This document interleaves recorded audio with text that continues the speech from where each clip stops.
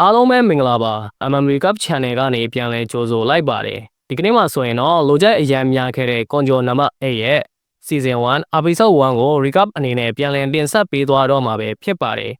ဇလန်လေးရဲ့အစမှာတော့အများပြည်သူတွာလာလှောက်ရှားရနေရာတွေမှာကွန်ဂျိုတွေထွက်ပေါ်လာခြင်းမရှိစေဖို့အတွက်နှိမ့်နှင်းတက်ခွဲတွေကအဓိကထားစောက်ကြနေတာကိုတွေ့ရပါတယ်ယိုကိုဟာမာမြို့တော့ကာနာဂါဝါစီရင်စုမှာကွန်ဂျိုတကောင်ရုတ်တရက်ထွက်ပေါ်လာပြီးလူတွေလည်းထိတ်လန့်သွားကအရေးပေါ်တတိပေးတန်တွေကလည်းစူညံစွာထွက်ပေါ်လာခဲ့ကြပါတယ်မြို့သူမြို့သားတွေအနေနဲ့တတ်မှတ်ထားတဲ့နေရာမှာပုံခိုနေကြရပြီးထွက်ပေါ်လာတဲ့ကွန်ဂျိုကြီးကမျက်စိရှိမှမြင်မြင်သမျှအရာအားလုံးကိုဖျက်ဆီးပစ်နေခဲ့ပါတယ်ကွန်ဂျိုရဲ့ခန္ဓာကိုယ်ဟာ60မီတာရှည်ပြီးခွန်အားကလည်း3.5ကျော်ရှိတာမို့အဲ့ဒီအကောင်ကြီးကိုတိုက်ခိုက်ဖို့နှိမ့်နှင်းရေးတပ်ဖွဲ့တွေလည်းချက်ချင်းဆိုသလိုရောက်လာကြပါပြီပြစ်မှတ်အနီးတစ်ဝိုက်မှာပြည်သူတွေတယောက်မှမရှိတော့ကြောင်းသူတို့တွေအတီးပြူပြီးသွားတာနဲ့တပြိုင်နက်တပ်တော်ကြီးကိုစတင်ပြစ်ခတ်တိုက်ခိုက်ကြပါတော့တယ်ဒီလိုပြစ်ခတ်တိုက်ခိုက်နေကြတာကိုတိုက်ရိုက်ထုတ်လွှင့်ထားခဲ့တာဖြစ်ပြီးနိုင်ငံတော်အဆင့်တာဝန်ရှိသူတွေကအစားအသေးစိတ်လိုက်လံကြီးစုနေခဲ့တာဖြစ်ပါတယ်ပြည်သူတွေဟာဆိုရင်လည်းတပ်တော်ကောင်ကြီးကိုတိုက်ခိုက်ဖို့အတွက်ဘယ်ဖွဲ့ကလာမလဲဆိုတာကိုကြီးစုစောင့်စားနေခဲ့ကြပါတယ်အဲ့ဒီအချိန်မှာပဲနှိမ့်နှင်းရင်အဖွဲ့3ကရောက်လာခဲ့ပြီးကွန်ဂျိုကြီးကိုစတင်တိုက်ခိုက်ကတုတ်တင်ရှင်းလင်းနိုင်ခဲ့ပါတယ်တိုက်ပွဲကြီးပြီးဆုံးသွားတော့တန်ရှင်းအဖွဲ့သားတွေရဲ့အလှည့်ကိုကြားရောက်လာခဲ့ပြီးဖြစ်ပြီးတပ်တော်ကြီးရဲ့ခန္ဓာကိုယ်အစိတ်အပိုင်းတွေကိုရှင်းလင်းနေခဲ့ကြရပါတယ်အဲ့ဒီအချိန်မှာအမြင့်တနေရာမှာထိုင်ရင်ဟမ်ဘာဂါစားနေတဲ့ကဖ်ကာတယောက်ကတပ်တော်ကြီးရဲ့အပြာစီးတွေကိုပန်ဘလူးနဲ့ကြည့်ရင်အချိန်ပိုဆင်းရတော့မှာပဲလို့ရည်ရွယ်လိုက်ပါတယ်အဖွဲ့3ကကွန်ဂျူတွေကိုအောင်မြင်စွာနှိမ်နှင်းနိုင်ခဲ့တဲ့အတွက်မြို့သူမြို့သားတွေရဲ့တခဲနဲ့ချီးကျူးအားပေးမှုကိုရရှိနေခဲ့တာကိုတွေ့မြင်ရမှာဖြစ်ပါတယ်။သူတို့တွေရဲ့တိုက်ပွဲပြီးဆုံးသွားတာနဲ့ကဖ်ကာတို့လိုတန်ရှင်းရင်သမားတွေရဲ့တိုက်ပွဲကစတင်လာခဲ့ပြီးဖြစ်ပြီးတော့သူတို့ကိုအားပေးမဲ့သူကတော့ဘယ်သူမှရှိမနေခဲ့ပါဘူး။အဲ့ဒီအချိန်မှာပဲသူတို့အဖွဲ့သားတအူးကဒဏ်ရာရရှိသွားခဲ့တဲ့အတွက်ကြောင့်ကဖ်ကာကအမြန်ပဲကူညီပေးခဲ့ရပါသေးတယ်။အထက်ကလည်းဒီအပြာအစည်းတွေကိုတပတ်အတွင်းပြီးစီးအောင်ရှင်းလင်းခိုင်းခဲ့တာမို့တန်ရှင်းရင်အဖွဲ့သားတွေအနေနဲ့လည်းအတော်လေးကိုအလုပ်ကြိုးစားနေရတာပဲဖြစ်ပါတယ်အဲ့ဒါအပြင်ကဖ်ကာကဥမာကြီးနားမှာတာဝန်ကျတဲ့အတွက်ကြောင့်အရန်ကိုပင်ပန်းသွားခဲ့ပြီးပြန်ရောက်တာနဲ့ဘာကိုမှမစားချင်မတော့ချင်ဖြစ်နေခဲ့ရပါတယ်ဒါပေမဲ့သူက TV ကနေပြသနေတဲ့အရှိရိုမီနာရဲ့အောင်မြင်မှုသတင်းတွေကိုကြည့်နေခဲ့ပြီးသူတို့နှစ်ယောက်ငငယ်တုန်းကအတိတ်ဘဝလေးစီပြန်လဲမြင်အောင်သွားခဲ့ပါတယ်သူတို့ဟာခလေးဘဝတွေကကွန်ဂျူတွေကိုအတူတူနှိမ်နှင်းဖို့အတွက်ဂရုတွေထားရှိခဲ့ကြတာပါအခုချိန်မှာအရှိရိုမီနာဟာကပတိန်တယောက်အနေနဲ့ကွန်ဂျူပေါင်းများစွာကိုနှိမ်နှင်းနိုင်ခဲ့တဲ့အတွက်ကြောင့်အောင်မြင်မှုပေါင်းများစွာရရှိနေခဲ့ပေမဲ့ကကာကတော့လူမသိသူမသိတဲ့တန်ရှင်းရင်သမားလေးအနေနဲ့သာအလုံးလောက်ကင်နေခဲ့ရတာပါဒါနဲ့သူက TV ကိုပိတ်လိုက်ပြီးတော့မကြင်မနှက်ဖြစ်နေရင်းနဲ့ပဲအိပ်ပျော်သွားခဲ့ပါတယ်နောက်တနေ့မနက်မိုးလင်းတဲ့အခါမှာတော့ကဖ်ကာဟာအလုံးကိုရောက်သွားတာနဲ့ငယ်ချင်းတွေကအီရှီဂါဝါဆိုသူနဲ့မိတ်ဆက်ပေးခဲ့ပါတယ်သူကတန်ရှင်းရင်အဖွဲ့တွေကိုအခုမှရောက်ရှိလာခဲ့သူဖြစ်ပြီးအသက်ကလည်းငငယ်လေးပဲရှိပါသေးတယ်အီရှီဂါဝါကကဖ်ကာကိုတိုက်ခိုက်ရေးအဖွဲ့တွေဝင်မှုဘာကြောင့်လက်လျှော့ခဲ့ရတာလဲလို့မေးလိုက်တော့ကဖ်ကာကလည်းသူ့အနေနဲ့အကောင်းဆုံးစူးစမ်းထားခဲ့ပေမဲ့ဘယ်နေရာမှာမဆိုလုံးနိုင်ခွင့်အတိုင်းအတာတွေကအကန့်အသတ်နဲ့ရှိနေခဲ့ပြီးအခုဆိုရင်သူ့အသက်ကလည်းကြီးသွားပြီဖြစ်တာကြောင့်ဆောင်မွေးပွဲကိုထမ်းမဖြေတော့ဘူးလို့ပြန်ဖြေလိုက်ပါတယ်အီရှီဂါဝါကသူ့အနေနဲ့တိုက်ခိုက်ရေးအဖွဲ့တွေကိုဝင်ဖို့ဘယ်တော့မှလက်လျှော့မှာမဟုတ်ဘူးလို့ပြောလိုက်က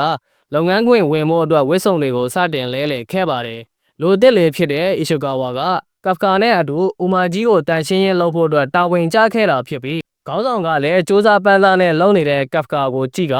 သူ့သာတိုက်ခိုက်ရေးအဖွဲ့တွေဝင်နိုင်ခဲ့မယ်ဆိုရင်အခုချိန်မှာအောင်မြင်တဲ့လူတစ်ယောက်ဖြစ်နေမှာပဲလို့မှတ်ချက်ပေးလိုက်ပါတယ်။နေ့လည်စာစားတဲ့အချိန်မှာတော့အီရှီခါဝါကဘာတစ်ခုမှမစားနိုင်ခဲ့ပဲအန်ချင်နေခဲ့တာကြောင့်ကဖ်ကာကပဲဗီတာမင်အထုတ်လေးကိုပေးကတောက်ခိုင်းလိုက်ပြီးနှာခေါင်းပိတ်ဖို့အရာဝတ္ထုလေးတစ်ခုပါထည့်ပေးလိုက်ပါတယ်။အဲ့လိုနဲ့ညနေခင်းကိုရောက်တော့အနည်းဆုံးအလုပ်တွေကပြီးဆုံးသွားခဲ့ပြီဖြစ်ပြီးကဖ်ကာရှိရာကိုအီရှီခါဝါရောက်လာကကျေးဇူးတင်စကားပြောလိုက်ပြီးနောက်တိုက်ခိုက်ရေးအဖွဲ့တွေကိုဝင်ဖို့အတွက်အသက်ကတ်သက်ချက်ကို32နှစ်ထိတိုးပေးလိုက်ပြီလို့ပြောပြလိုက်ပါတယ်။သူတို့နှစ်ယောက်စကားပြောနေတဲ့အချိန်မှာပဲအီရှီခါဝါရဲ့အနောက်ကနေယူဂျီတကောင်ပေါ်လာကအီရှီခါဝါကိုတိုက်ခိုက်တော့မှဖြစ်တာကြောင့်ကဖ်ကာကလည်းသူ့ကိုတွန်းထုတ်ကအသက်အန္တရာယ်ကနေကယ်တင်ပေးလိုက်ပါတယ်။ကဖ်ကာကတော့အီရှီခါဝါကိုဒီကနေတက်နိုင်သမျှအဝေးဆုံးကိုပြေးခိုင်းခဲ့ပြီးအန်ဒီရဲ့ကင်းပြီဆိုရင်တိုက်ခိုက်ရေးအဖွဲ့စီအကြောင်းကြားကအကူအညီတောင်းဖို့အတွက်ညွှန်ကြားလိုက်ပါတယ်။ကဖ်ကာကတော့တန်တုတ်တစ်ချောင်းကိုကောက်ယူလိုက်ကယူဂျူကိုမြှားခေါ်ပြီးသူနဲ့တိုက်ခိုက်ခိုင်းခဲ့ပါတယ်။ယူဂျူကလည်းကဖ်ကာရဲ့အနောက်ကိုတဲကြီးမဲကြီးလိုက်နေခဲ့က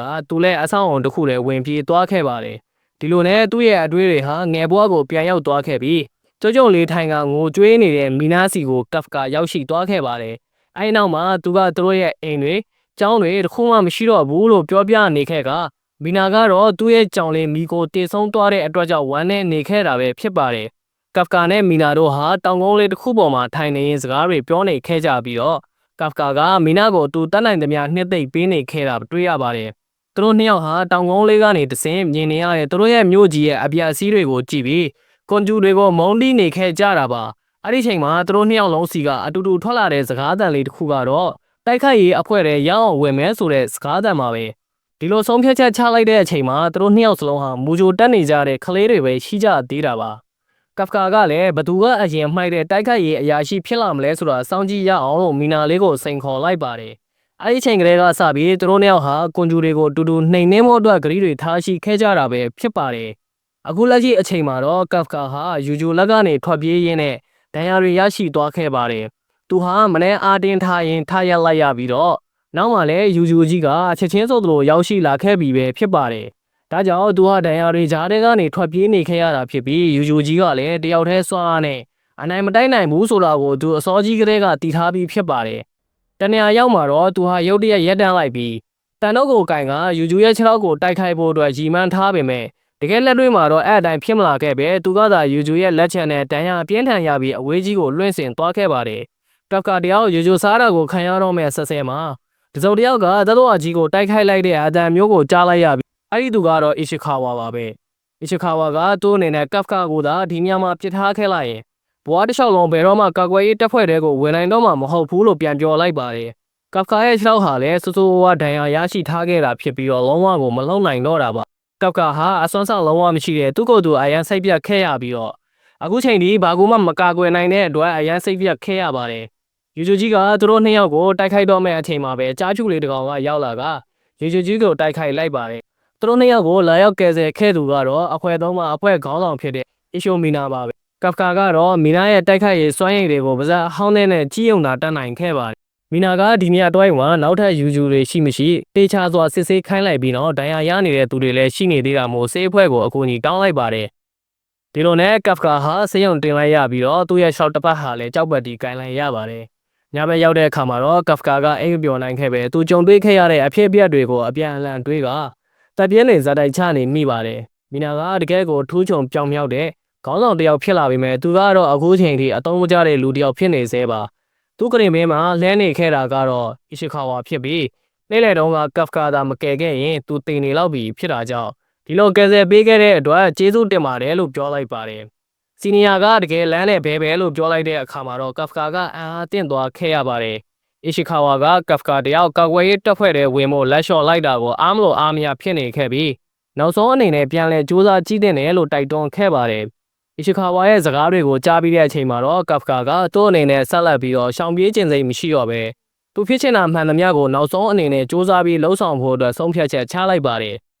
်စိတ်ဓာတ်ခွန်အားဖြစ်စေတဲ့စကားတွေအတွက်အီရှီခါဝါကိုကျေးဇူးတင်နေခဲ့ပြီးတော့သူ့အနေနဲ့ကိုမလိန်တော့ပဲအဆုံးစွန်ထိစူးစမ်းကြည့်မယ်လို့ပြောလိုက်ပါတယ်အဲ့ဒီအချိန်မှာပဲသူ့ရဲ့အရှိမရင်ကောင်းပုံစံရှိတဲ့တတဝါကြီးတစ်ကောင်ကိုတွေးလိုက်ရပြီးတော့တတဝါကသူ့ရဲ့ပါဇက်ထဲကနေစဉ်သူ့ခန္ဓာကိုယ်ထဲကိုဝင်ရောက်သွားခဲ့ပါတယ်ကဖကာလည်းမော်နိုင်ပဲရှိနေခဲ့တာကြောင့်အီရှီခါဝါကကဖကာရဲ့နေရာဟာအရန်နာကျင်နေလို့ဖြစ်မှာလို့ကောက်ချက်ချမိလိုက်ပါတယ်အီရှီခါဝါကစိတ်ပူသွားပြီးကလကာကိုဖယ်ကြည့်လိုက်တဲ့အခါမှာတော့တစ်ဖက်ကလေးမှာကဖကာကိုမတွေ့ရတော့ပဲကန်ဂျူကြီးတစ်ကောင်ကိုသာတွေ့လိုက်ရတဲ့အတွက်သူအရန်ကိုလန့်သွားခဲ့ပါတယ်ကဖကာကလည်းသူ့ကိုယ်သူအမှန်ထဲမှာပြန်မြင်လိုက်ရတဲ့အတွက်ကြောင့်နှစ်ယောက်သားလန့်ကအော်မိကြပြီးကန်ဂျူကြီးကသူကကဖကာဖြစ်ကြောင်ပြောပြလိုက်ပါတယ်အဲ့ချိန်မှာသူတို့အခန်းရှိမှရောက်နေတဲ့အဖိုးတယောက်ကကန်ဂျူပုံစံပြောင်းနေတဲ့ကဖကာကိုတွေ့သွားခဲ့ပြီးကာကွယ်ရေးအဖွဲ့စီကိုဖုန်းဆက်အကြောင်းကြားနေခဲ့တာမို့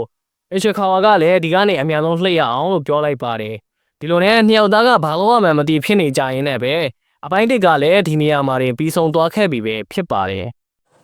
အပိုင်းနှစ်ရဲ့အစမှာဆိုရင်တော့ကလေးဘွားတော်ကစာကြည့်တိုက်တစ်ခုမှာပျော်ရွှင်စွာအတူစာဖတ်နေကြတဲ့ကဖကာနဲ့မီနာတို့ကိုတွေ့ရမှာပဲဖြစ်ပါတယ်မီနာကကာတွန်းစာအုပ်အဖတ်များပြီးစိတ်ကူးရင်ဆန်လွန်းတဲ့ကဖကာရဲ့အဖြစ်ကိုသဘောကျစွာရီမောနေခဲ့တာဖြစ်ပြီးတော့ကဖကာကတော့သူ့ကိုယ်သူအရန်ရှက်နေခဲ့တာပါမီနာကငါတို့နှစ်ယောက်အတူတူရှိနေရင်ဘယ်အရာကိုမှမကြောက်တော့ဘူးလို့ကဖကာကိုပြောလိုက်ပါတယ်သူမရဲ့စိတ်ထဲမှာကဖကာဟာသူမအတွက်တကယ်အားကိုးစရာကြီးဖြစ်နေခဲ့တာဖြစ်ပါတယ်လက်ရှိအချိန်မှာတော့အဖွဲ့ခေါင်းဆောင်ဖြစ်သူမီနာကဆေးရုံမှာကန်ဂျူတကောင်ကိုခြေရာခံမိထားပြီး ပြည်သူတွေကိုအန်ဒီယယ်မပြုတ်နိုင်ခင်တွားရောက်ရှင်းလင်းရမှာဖြစ်ကြောင်းတပ်ဖွဲ့ဝင်တွေကိုညွှန်ကြားနေခဲ့ပါတယ်။နိုင်ငံပိုင်သတင်းဌာနတွေကလည်းယိုကိုဟာမာမှာကန်ဂျူအသေးစားတစ်ကောင်ပေါ်ပေါက်လာခဲ့တယ်ဆိုတဲ့အကြောင်းကြေညာထားခဲ့ပြီးတော့ဒီနေရာစီကိုတိုက်ခိုက်ရေးအဖွဲ့ဝင်တွေကအများဆုံးချီတက်သွားခဲ့ပါပြီ။မြို့သူမြို့သားတွေကလည်းလုံခြုံတဲ့နေရာမှာပုန်းခိုနေကြဖို့နဲ့အိမ်ထဲမှာနေမယ်ဆိုရင်လည်းတကားတွေကိုတေချာပိတ်ထားကြဖို့မြို့နယ်မှာအချက်ပေးသံတွေထပ်ပေါ်နေပါတယ်။စေယုံမှာဆိုရင်တော့ကန်ဂျူကြီးကိုမျက်မြင်ကိုတွေ့ကြုံတွေ့လိုက်ရတဲ့အဖိုးကြီးဟာလည်းအရန်ကိုထိတ်လန့်နေခဲ့ပြီးအီချကာဝါကလည်းကြံရမရဖြစ်ကကျွန်တော်တို့ကိုအထင်လွဲနေတဲ့အကြောင်းသက်သေပြကြမယ်လေလို့ပြောလိုက်ပါတယ်။ပြီးတာနဲ့ကန်ဂျူဖြစ်နေတဲ့ကက်ဖကာကိုပြုံးလိုက်လေလို့ပြောလိုက်တဲ့အတွက်ကက်ဖကာကလည်းအတတ်နိုင်ဆုံးအချိုသာဆုံးဖြစ်အောင်ပြုံးပြနေခဲ့ပေမဲ့အဖိုးကြီးကတော့ကြောင်လုံးလို့သတိလှစ်သွားခဲ့ပါတယ်။ကက်ဖကာကနေရန်ကိုကင်လိုက်ရင်အဆင်ပြေရလားလို့မေးလိုက်တဲ့အချိန်မှာပဲသူကင်ထားတဲ့နေရန်ကြီးကချက်ချင်းပြိုကျသွားခဲ့ပါတယ်။တကယ်တော့ကက်ဖကာမာကလူတစ်ယောက်ရဲ့အင်အားမျိုးရှိမနေတော့ပဲကင်ဂျူတကောင်လိုတန်မာလာပြီးဖြစ်တဲ့အတွက်ကြောင့်အခုလိုမျိုးနည်းနည်းလေးထိလိုက်တာနဲ့အများကြီးပျက်စီးသွားခဲ့ရတာဖြစ်ပါတယ်။တခြားအခန်းမှာရှိနေတဲ့စေယုံတက်နေတဲ့လူနာတွေဟာလည်းနေရန်ကြီးပြိုကျသွားတဲ့အတန်ကြောင့်ဘုံပေါက်တာလားလို့လာရောက်ကြည့်ရှုနေခဲ့ကြပါတယ်။ကာကွယ်ရေးတပ်ဖွဲ့ကလည်းလာနေပြီဖြစ်တာကြောင့်ကဖကာနဲ့အင်ချကာဝါတို့လည်းအများဆုံးထွက်ပြေးကြရပါတယ်။သူတို့ရှိရာစေယုံစီဥတီပြီးတော့လာနေတဲ့သူတို့ရှိရာစေယုံစီကိုဥတီပြီးတော့လာနေတဲ့ကာကွယ်ရေးတပ်ဖွဲ့ကဒုကောင်းဆောင်ဖြစ်သူက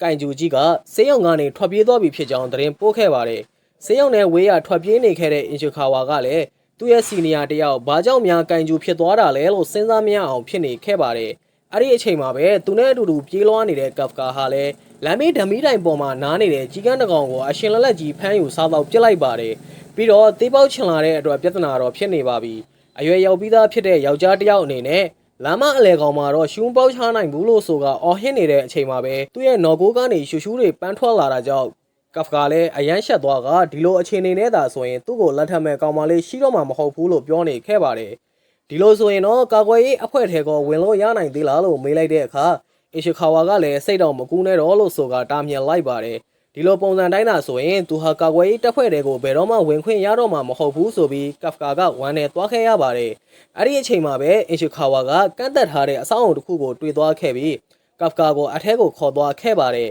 ။ဒီနေရာကသူတို့အတွက်ပုံခုဖို့အတွက်အလုံးချုံဆုံးပဲဖြစ်မှာပါ။အထက်ကိုဝင်ဖို့အတွက်စူးစမ်းနေတဲ့အချိန်မှာပဲတခုခုကမြေကြီးတဲကနေတိုးထွက်လာတာကိုကဖကာအာယုံခံမိလိုက်ပါတယ်။တိုင်ကျူတကောင်ထွက်လာတာဖြစ်ပြီးကဖကာတို့ကိုတိုက်ခိုက်ခဲ့တဲ့အကောင်နဲ့ပုံစံအတူတူပဲဖြစ်ပါတယ်။ကံကောင်းတာတစ်ခုကကဖကာကိုတွေ့ကြတဲ့ကကာကွယ်ရေးသတိပေးချက်တွေထုတ်ပြန်ထားပြီးဖြစ်တဲ့အတွက်ပြည်သူတွေအနေနဲ့လုံခြုံရာနေရာမှာပုံခိုပြီးသားဖြစ်မှာပါ။တနေရာမှာဆိုရင်တော့ကောင်မလေးတယောက်ကအပြင်းထန်အော်ဟစ်ငိုကြွေးနေခဲ့ပါတယ်။သူမရဲ့အမေဖြစ်သူဟာလည်းအပြက်စီးတွေအောက်မှာပြီးနေတာဖြစ်ပြီးအသစ်ထွက်ပေါ်လာတဲ့ကန်ဂျူကသူမတို့ကိုတိုက်ခိုက်တော့မှာဖြစ်ပါတယ်။ကန်ဂျူကသူတို့ကိုရှာတွေ့သွားတဲ့အချိန်မှာပဲကဖကာကရောက်လာကအဆိုပါကန်ဂျူကြီးကိုသူ့လက်သီးနဲ့အားကုန်ထိုးချလိုက်ပါတယ်။သူ့လက်သီးချက်ကြောင့်ကန်ဂျူကြီးဟာအဝေးဆုံးကိုလွှင့်ထွက်သွားကခလေးမလေးလည်းကဖကာကိုအန်အောစွာနဲ့ငေးကြည့်နေခဲ့ပါတယ်။ကဖကာကခလေးမလေးကိုပြုံးပြလိုက်ပြီးတော့အငိုတိတ်ဖို့ကြိုးစားခဲ့ပေမဲ့ခလေးလေးကသူ့ပုံစံကိုတွေ့ကပုံငိုနေခဲ့တာကြောင့်ကဖကာကအခုပဲကိုညီပြီးရင်သွားတော့မှာမို့မငိုပါနဲ့တော့ဆိုပြီးချော်လိုက်ရပါတယ်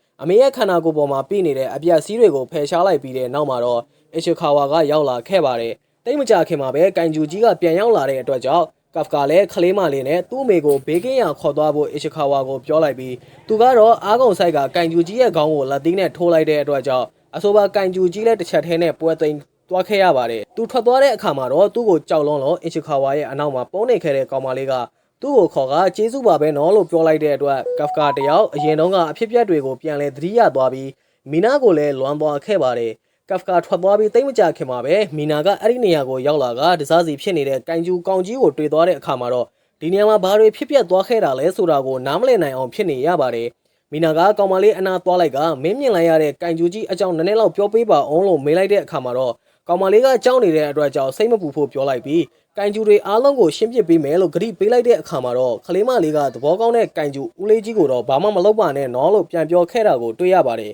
။ကောင်မလေးရဲ့စကားကြောင့်မီနာလည်းအရန်အံ့ဩသွားခဲ့တာကိုတွေ့ရပြီးတန်ရှင်းရင်ဝန်ထမ်းတွေဟာကန်ဂျူနံပါတ်8အကြောင်း TV ကထုံးလင်းနေတာကိုကြည့်ရှုနေခဲ့ကြပြီးတော့တတ်တော်ကြီးကိုအခုချိန်ထိမမိသေးဘူးလားလို့မေကွန်ထုတ်နေခဲ့ပါတယ်။အဖြစ်ပြက်တွေအားလုံးကိုအစကနေအဆုံးသိထားတဲ့အင်ချီခါဝါကတော့ကိစ္စတွေကပိုပြီးတော့ရှုပ်ထွေးလာပြီဆိုတာကိုသိနေခဲ့ပါတယ်။ တောင်းလာကြပြီးတဲ့အချိန်မှာကပ်ကာဟာကာကွယ်ရေးတပ်ဖွဲ့တွေလက်ထဲကနေလွှတ်မြောက်လာနိုင်တဲ့တကောင်ထဲတော့ကင်ဂျူဖြစ်လာခဲ့ပါတယ်။အဲ့ဒီအချိန်မှာသူတို့လူကြီးကအင်ချီခါဝါနဲ့ကပ်ကာတို့စီကိုမေးလ်ရောက်လာတဲ့အကြောင်းအသိပေးလိုက်တဲ့အခါမှာတော့အားလုံးကဒါဟာကပ်ကာတယောက်နှစ်တိုင်းဝင်ဖြေနေကြကာကွယ်ရေးတပ်ဖွဲ့ရဲ့ဆောင်မှုပွဲပဲဖြစ်မယ်လို့မှတ်ချက်ချလိုက်ပါတယ်။ဒီလိုနဲ့အင်ချီခါဝါဟာကပ်ကာစီကိုမေးလ်ယူသွားပေးတဲ့အချိန်မှာတော့အလောက်ထဲကိုအစောကြီးရောက်နေတဲ့ကပ်ကာတယောက်ကင်ဂျူပုံစံပြောင်းနေတာကိုတွေ့လိုက်ရတဲ့အတွက်နည်းနည်းပါးပါးယူဆိုင်ဆမ်းမအောင်လို့စူပူချိန်မောင်းလိုက်ပါတယ်ကပ်ကာလည်းနောက်တစ်ခါကျရင်သတိထားပါမယ်လို့သတိပေးလိုက်ရပြီးတော့ကိုင်ဂျူပေါ်လာတော့ကစေးုံပေါ်ကနေထွက်ပြေးသွားခဲ့တာလို့ပြည်သူတွေကိုအသိပေးထားတာဖြစ်ပါတယ်ပြီးတော့ပထမအဆင့်အောင်မြင်သွားတယ်ဆိုတဲ့အကြောင်းကြားစာကိုကပ်ကာစီပေးလိုက်ပြီးဒုတိယအဆင့်ကျရင်အရာရှိတွေစောင့်ကြပ်နေမှာမို့တရုတ်မှန်ကိုလုံးဝပေါ်သွားလို့မဖြစ်ဘူးလို့သတိပေးထားခဲ့ပါတယ်ကပ်ကာကကိုင်ဂျူဖြစ်နေမှန်တည်သွားခဲ့လို့ရှိရင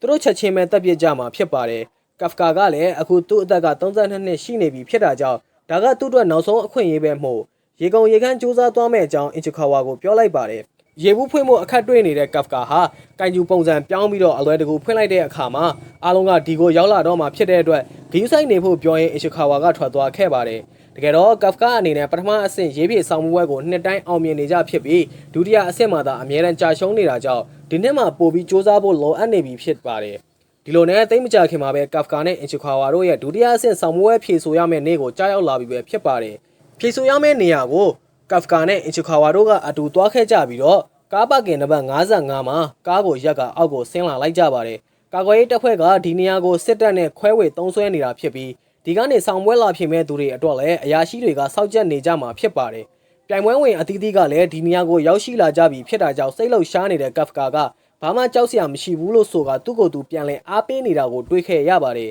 အထဲကိုဝင်ဖို့လုံးနေတဲ့အချိန်မှာပဲကပ်ကာကိုအနောက်ကနေပြီးတော့ဦးလေးကြီးလို့ခေါ်နေတဲ့ကလေးမလေးတယောက်ကိုတွေးလိုက်တဲ့အချိန်မှာကပ်ကာကသူ့အသက်က32နှစ်ပဲရှိသေးတာကြောင့်အခုချိန်ထိဦးလေးကြီးတော့မဟုတ်သေးဘူးလို့ဒေါသထွက်စွာပြန်ပြောလိုက်ပါတယ်။စပင်းဝါရောင်နဲ့ကောင်မလေးကတော့သူဘာပြောခ ्यू မဆိုင်ပဲသူမကသူတို့ကားရက်ထားတဲ့နေရာမှာကားပါကင်ထိုးကျင်တဲ့အတွက်ကြောင့်နေရာဖယ်ပေးဖို့ပြောလိုက်ပါတယ်။ကပ်ကာကလည်းနေရာအလှတွေအများကြီးရှိနေတာကိုဘာဖြစ်လို့ဒီနေရာမှာပဲကားရက်ချင်တာလဲလို့မေးလိုက်တဲ့အခါမှာတော့ကောင်မလေးကဒီနေ့အတွက်သူ့ရဲ့ lucky ကဏ္ဍက55ဖြစ်တာကြောင့်လို့ပြောလိုက်ပါတယ်။စိတ်မရှိတော့တဲ့ကောင်မလေးကသူ့ဘာသာသူပဲရွှေ့လိုက်မယ်လို့ပြောလိုက်ပြီးကားကိုလက်တစ်ဖက်ထဲနဲ့မှကအဝေးကိုပစ်ထုတ်လိုက်တာကိုကြည့်ပြီးတော့သူတို့နှစ်ယောက်အရန်ကိုအံ့အားတင့်သွားခဲ့ပါတယ်။ကောင်မလေးကသူ့ရဲ့နာမည်ဟာရှင်နိုမာယာခေခိုဖြစ်ကသူ့ရဲ့ဝါသနာကတော့ကင်ဂျူတွေကိုတက်ရတာပဲလို့ပြောပြလိုက်ကကပ်ကာအနာကိုကတ်လာရင်ဦးလေးကြီးစီမှာကင်ဂျူအနှံ့ရတယ်ဆိုတာကိုရောသတိထားမိရဲ့လားလို့မေးလိုက်ပါတယ်။ကောင်မလေးရဲ့မေကွန်ကြောင့်သူတို့နှစ်ယောက်စလုံးအရန်ကိုလန်သွားခဲ့ကြပြီးတော့တယောက်ကိုတယောက်ကြီးနေခဲ့ကြရင်းနဲ့ပဲအပိုင်းနှစ်လေးဟာလည်းဒီနေရာမှာတင်ပြီးဆုံးသွားခဲ့ပြီဖြစ်ပါတယ်အပိုင်း3ရက်အစမှာဆိုရင်တော့ရှင်းရဲ့ခန္ဓာကိုယ်ကနေကန်ဂျူအနံ့တွေရနေတယ်လို့ပြောလိုက်တဲ့ရှင်နိုမီယာကိုတန်တရားမဝင်စေဖို့အတွက်အချီခါဝါကသူတို့ဟာကန်ဂျူတန်ရှင်းရဲ့ဝန်ထမ်းတွေဖြစ်ကြောင်းပြောပြနေခဲ့တာကိုတွေ့ရမှာဖြစ်ပါတယ်ဒီအခါမှာကောင်မလေးကအထင်သေးသွားခဲ့ပြီးနင်တို့လိုတန်ရှင်းရဲ့သမားတွေကဒီမှာဘာလာလောက်တာလဲလို့မေးနေတဲ့အချိန်မှာပဲကပ်ကာကတော့ကောင်မလေးလှုပ်လိုက်လို့ဘေးတစ်စောင်းလဲနေတဲ့သူတို့ရဲ့ကားကိုကန်ဂျူအစွမ်းကိုတုံးပြီးပြန်လဲတက်မှက်ပေးနေခဲ့ပါတယ်ဒါကိုမြင်တော့အန်အောသွားတဲ့ရှင်နိုမီယာကသူလည်းတီးတန့်ဝစ်စုံရထားတာလားလို့မေးနေခဲ့တာပါဒီချိန်မှာသူဟာဖြေဆိုသူအမှန်2032ဟင်မင်နိုကပ်ကာဖြစ်ကြောင်းပြောပြခဲ့ရင်သူ့နာမည်ကိုမှတ်ထားလို့ကောင်မလေးစီမှာကြွားလုံးထုတ်ခိုက်ပါတယ်ရှင်နိုမီယာကဒီဆောင်မှုဝဲမှာရှင်းလုံထုံလုံနီးတွေနဲ့မှပြင်းစရာကောင်းမယ်လို့ထင်ထားတာအခုတော့ပြောစရာလေးနည်းနည်းရှိလာပြီလို့ရေရွတ်နေခဲ့ပါတယ်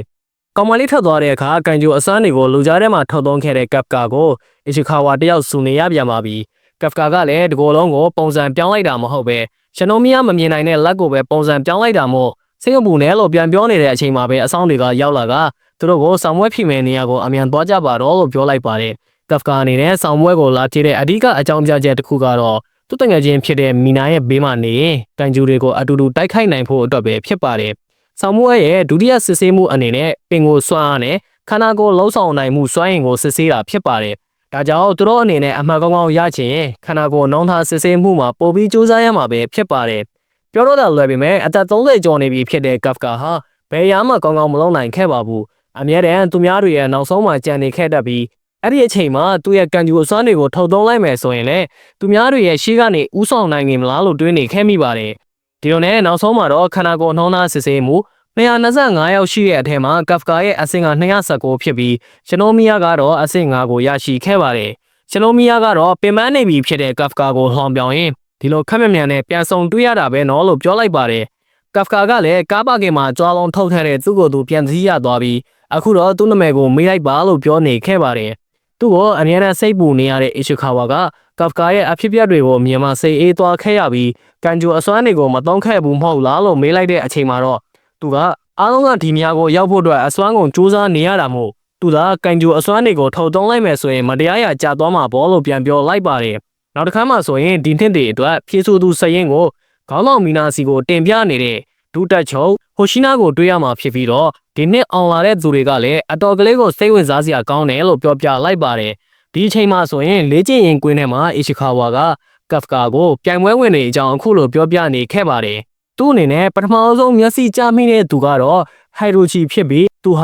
တိုကျိုတုတ်တန်ရှင်းလင်းရေးတက္ကသိုလ်ကနေပြီးတော့ထိပ်တန်းကျောင်းသားအနေနဲ့အောင်လာတာဖြစ်ပါတယ်ခန္ဓာကိုယ်နှောင်းသားစစ်ဆေးမှုမှာလည်းအဆင့်နှစ်ကိုရရှိထားတာဖြစ်ပြီးတော့ဒီနှစ်အတန်းသားတွေထဲမှာအလားအရှိဆုံးသူတစ်ယောက်ပဲဖြစ်ပါတယ်နောက်တစ်ယောက်ကတော့အီဟာရူဖရာဟာရှီဖြစ်ပြီးတတိသားတစ်ယောက်ဖြစ်တဲ့အပြင်ဟာဂီယိုဂျီတုတ်တန်ရှင်းလင်းရေးဤပညာတက္ကသိုလ်ရဲ့ထိပ်တန်းကျောင်းသားတစ်ယောက်ပဲဖြစ်ပါတယ် AOI ဆိုတဲ့သူကတော့ဂျပန်မြေအောက်ကာကွယ်ရေးတပ်ဖွဲ့ရဲ့ကျယ်ဝန်းဖြစ်ကဒီနှစ်မှာခါတိုင်းနှစ်တွေထက်တုတ်တင်ရှင်းလင်းရေးတက္ကသိုလ်ကကျောင်းသားတွေကိုပို့ပြီးတော့လာဖြေကြတယ်လို့ပြောပြခဲ့ပါတယ်ဒါထက်ပိုပြီးမျက်စိကျနေတဲ့သူကတော့အသက်16နှစ်အရွယ်မှာကလေးကကယ်လီဖိုးနီးယားတုတ်တန်ရှင်းလင်းရေးတက္ကသိုလ်ကနေဘွဲရလာခဲ့တဲ့မွေးရပါပါရမီရှင်ရှင်နိုမီယာပါပဲသူမရဲ့အကြောင်းချီးကျူးပြောဆိုနေတဲ့အချိန်မှာပဲရှင်နိုမီယာရောက်လာကသူမဘလောက်လန်းလဲဆိုတာတွေးပြီးမဟုတ်လားလို့မေးလိုက်ပါတယ်ဒီလိုနဲ့ကဖကလည်းသူမရဲ့ပခုံးကိုလှုပ်ရမ်းလိုက်ပြီးမင်းပါကြောင့်ဒီလောက်တောင်တော်နေရတာလဲလို့မေးလိုက်တဲ့အချိန်မှာပဲသူမရဲ့အနောက်ကနေပါလာခဲ့တဲ့တပ်တော်ဆောက်ကမမလေးနဲ့ဝဝေးနေဆိုပြီးတော့ကဖကာကိုဝိုင်းပြင်းကြပါတော့တယ်ဒီအချိန်မှာပဲပြိုင်ပွဲဝင်တွေအားလုံးဟာကဖကာကိုသတိထားမိသွားကြပြီးတဲ့နောက်မှာအဲ့ဒီဦးလေးကြီးကဘာလာလောက်တာလဲလို့မင်းနေခဲ့ပါတယ်ရှင်နိုမီယာကတော့သူမရဲ့အကျင့်တိုင်းဘာမှပြန်မပြောခဲ့ပဲဒီတိုင်းထွက်သွားခဲ့ပါပြီစိတ်ပြတ်နေတဲ့ကဖကာကိုဆောင်းမွဲရဲ့အထူးရည်ရွယ်ချက်ကဘာလဲဆိုတာကိုအီရှူခါဝါကရှင်းပြနေခဲ့တာဖြစ်ပြီးသူ့အနေနဲ့ဘာကြောင့်တန်ရှင်းရဲ့အဖွဲ့အစည်းမှာအလုံးလာလုံးနေရတယ်လဲဆိုတာကိုပါပြောပြနေခဲ့တာဖြစ်ပါတယ်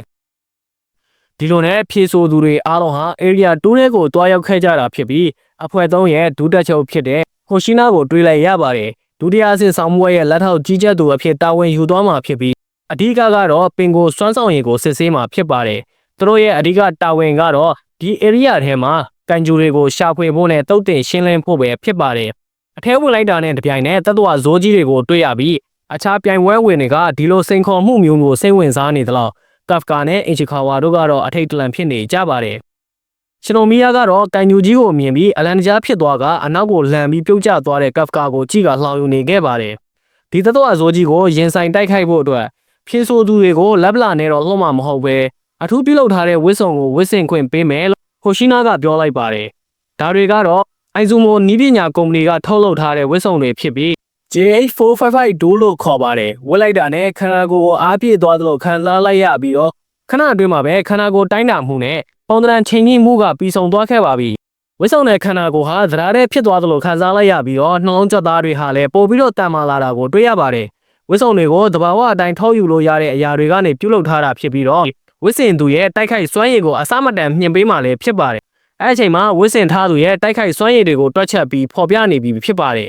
အီရှူခါဝါကတိုက်ခိုက်စွမ်းရည်တွက်ချက်မှုမှာ 8% နဲ့ဟာရိုချီက 80% AOI က 50% အိုင်ဟာရူက